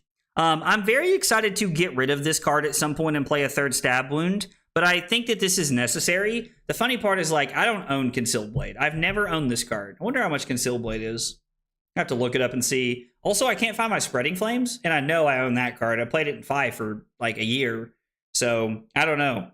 But yeah, I think that these are good changes after tonight's game. Adding 2 Art of the Dragon Bloods in is a really, really good place. What suboptimal card are you playing to counter Guardian? So if you're playing OTK Florian, to counter Scepter, if you're playing OTK Florian, Guardian's unplayable, in my opinion. I think Guardian is a good sign of a healthy metagame, personally. So I think that, I think any deck that, keeps Guardian out of the metagame is just ridiculous. I don't enjoy stuff like that. I don't think it's fun. That's the same reason I don't like the Count Your Blessings stuff, because if you're somebody who's playing Count Your Blessings in your Guardian deck, then you're just going to win the mirror, and that sucks. I hate that. Rule of 2 very much applies here. I actually really agree, Martin. I'm normally a big fan of playing 3-ofs across the board in a deck like this, but I think the rule of 2 is really good. 2 Art of Dragon Blood, 2 Blood Runs Deep, 2 Strike First, and 2 Lava Burst feels really clean. And I like this a lot because we have good finishers in the sideboard that we're bringing in a lot of matchups. Like, we're bringing in breaking points and we're bringing in sound the alarms in a lot of matchups. And so I think that adding, like, going up to like those 8 consistent finishers and 6 of them being 1 cost is really, really solid. It's also, I think that Art of the Dragon Blood and like 2 copies of Art of the Dragon Blood and 3 copies of Ignite really help with our 9 blue count instead of being on 12. Isn't that the entire Illusionist and Wizard class for the most part? Yes and no. I think that like LSS really moved in a direction where Illusionist is now like playable. Like Guardian can play against Illusionist. I would rather play against Enigma playing Victor than I would New. 110% every day of the week and twice on Sunday. I do not like I don't think that like Victor had an okay matchup into Enigma. Now, OG Luminaris is a problem, and I think that's what people get hung up on when they think of Illusionist. But I don't think it's that bad. Like against, like I don't think Enigma was that bad as Victor. Wizards are a little bit of a different story. In my opinion, if you want to run like a Wizard AB package where you're running like some number of AB and respites, you can beat Verdants. Like I think that's a very winnable matchup.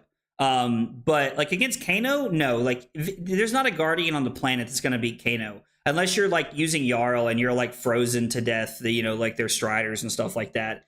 But even then, like you probably just lose.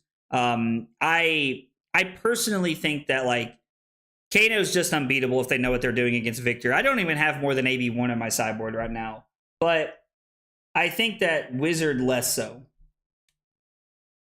Can you inventory Wrath? I think Wrath is just too broken. Like I don't know what matchup you bring this into. This is an all or bust kind of card. Like if we cut Wrath, we're probably just gonna play a 3rd copy of Art of the Dragon Blood. Actually, we're gonna go back to a 3rd Fire Tenant Strike first, to be honest. This card has really impressed me tonight. I like Imperial Seal of Command a lot. This card has felt really, really good tonight, and I think it fits really, really well into the deck. Rose pushed me to put this card in the deck, and I'm glad she did. It feels really well. So yeah, I think these are the changes. I think this is what we're going to stick with for now. Guys, thanks so much for being here and hanging out tonight. I appreciate y'all chilling and helping me push the deck in the right direction. Don't forget, if you haven't yet, ! Codex in the chat. Be sure to check out the Codex Journal. It's a great product. It can help you level up your game. If you're not in the Discord, ! Discord, we'd love to have you in there hanging out with us. No stream tomorrow, but we do have a gameplay video coming out tomorrow around lunchtime, so make sure you check that out. We've got some Cinder gameplay against a pretty tough matchup, so it's a really fun game to watch and a really interesting game. Make sure to check that out tomorrow.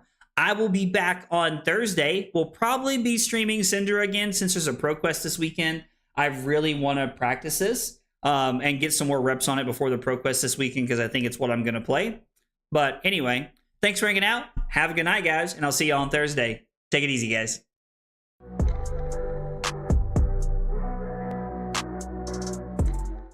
Kyle requested 5 subs of water.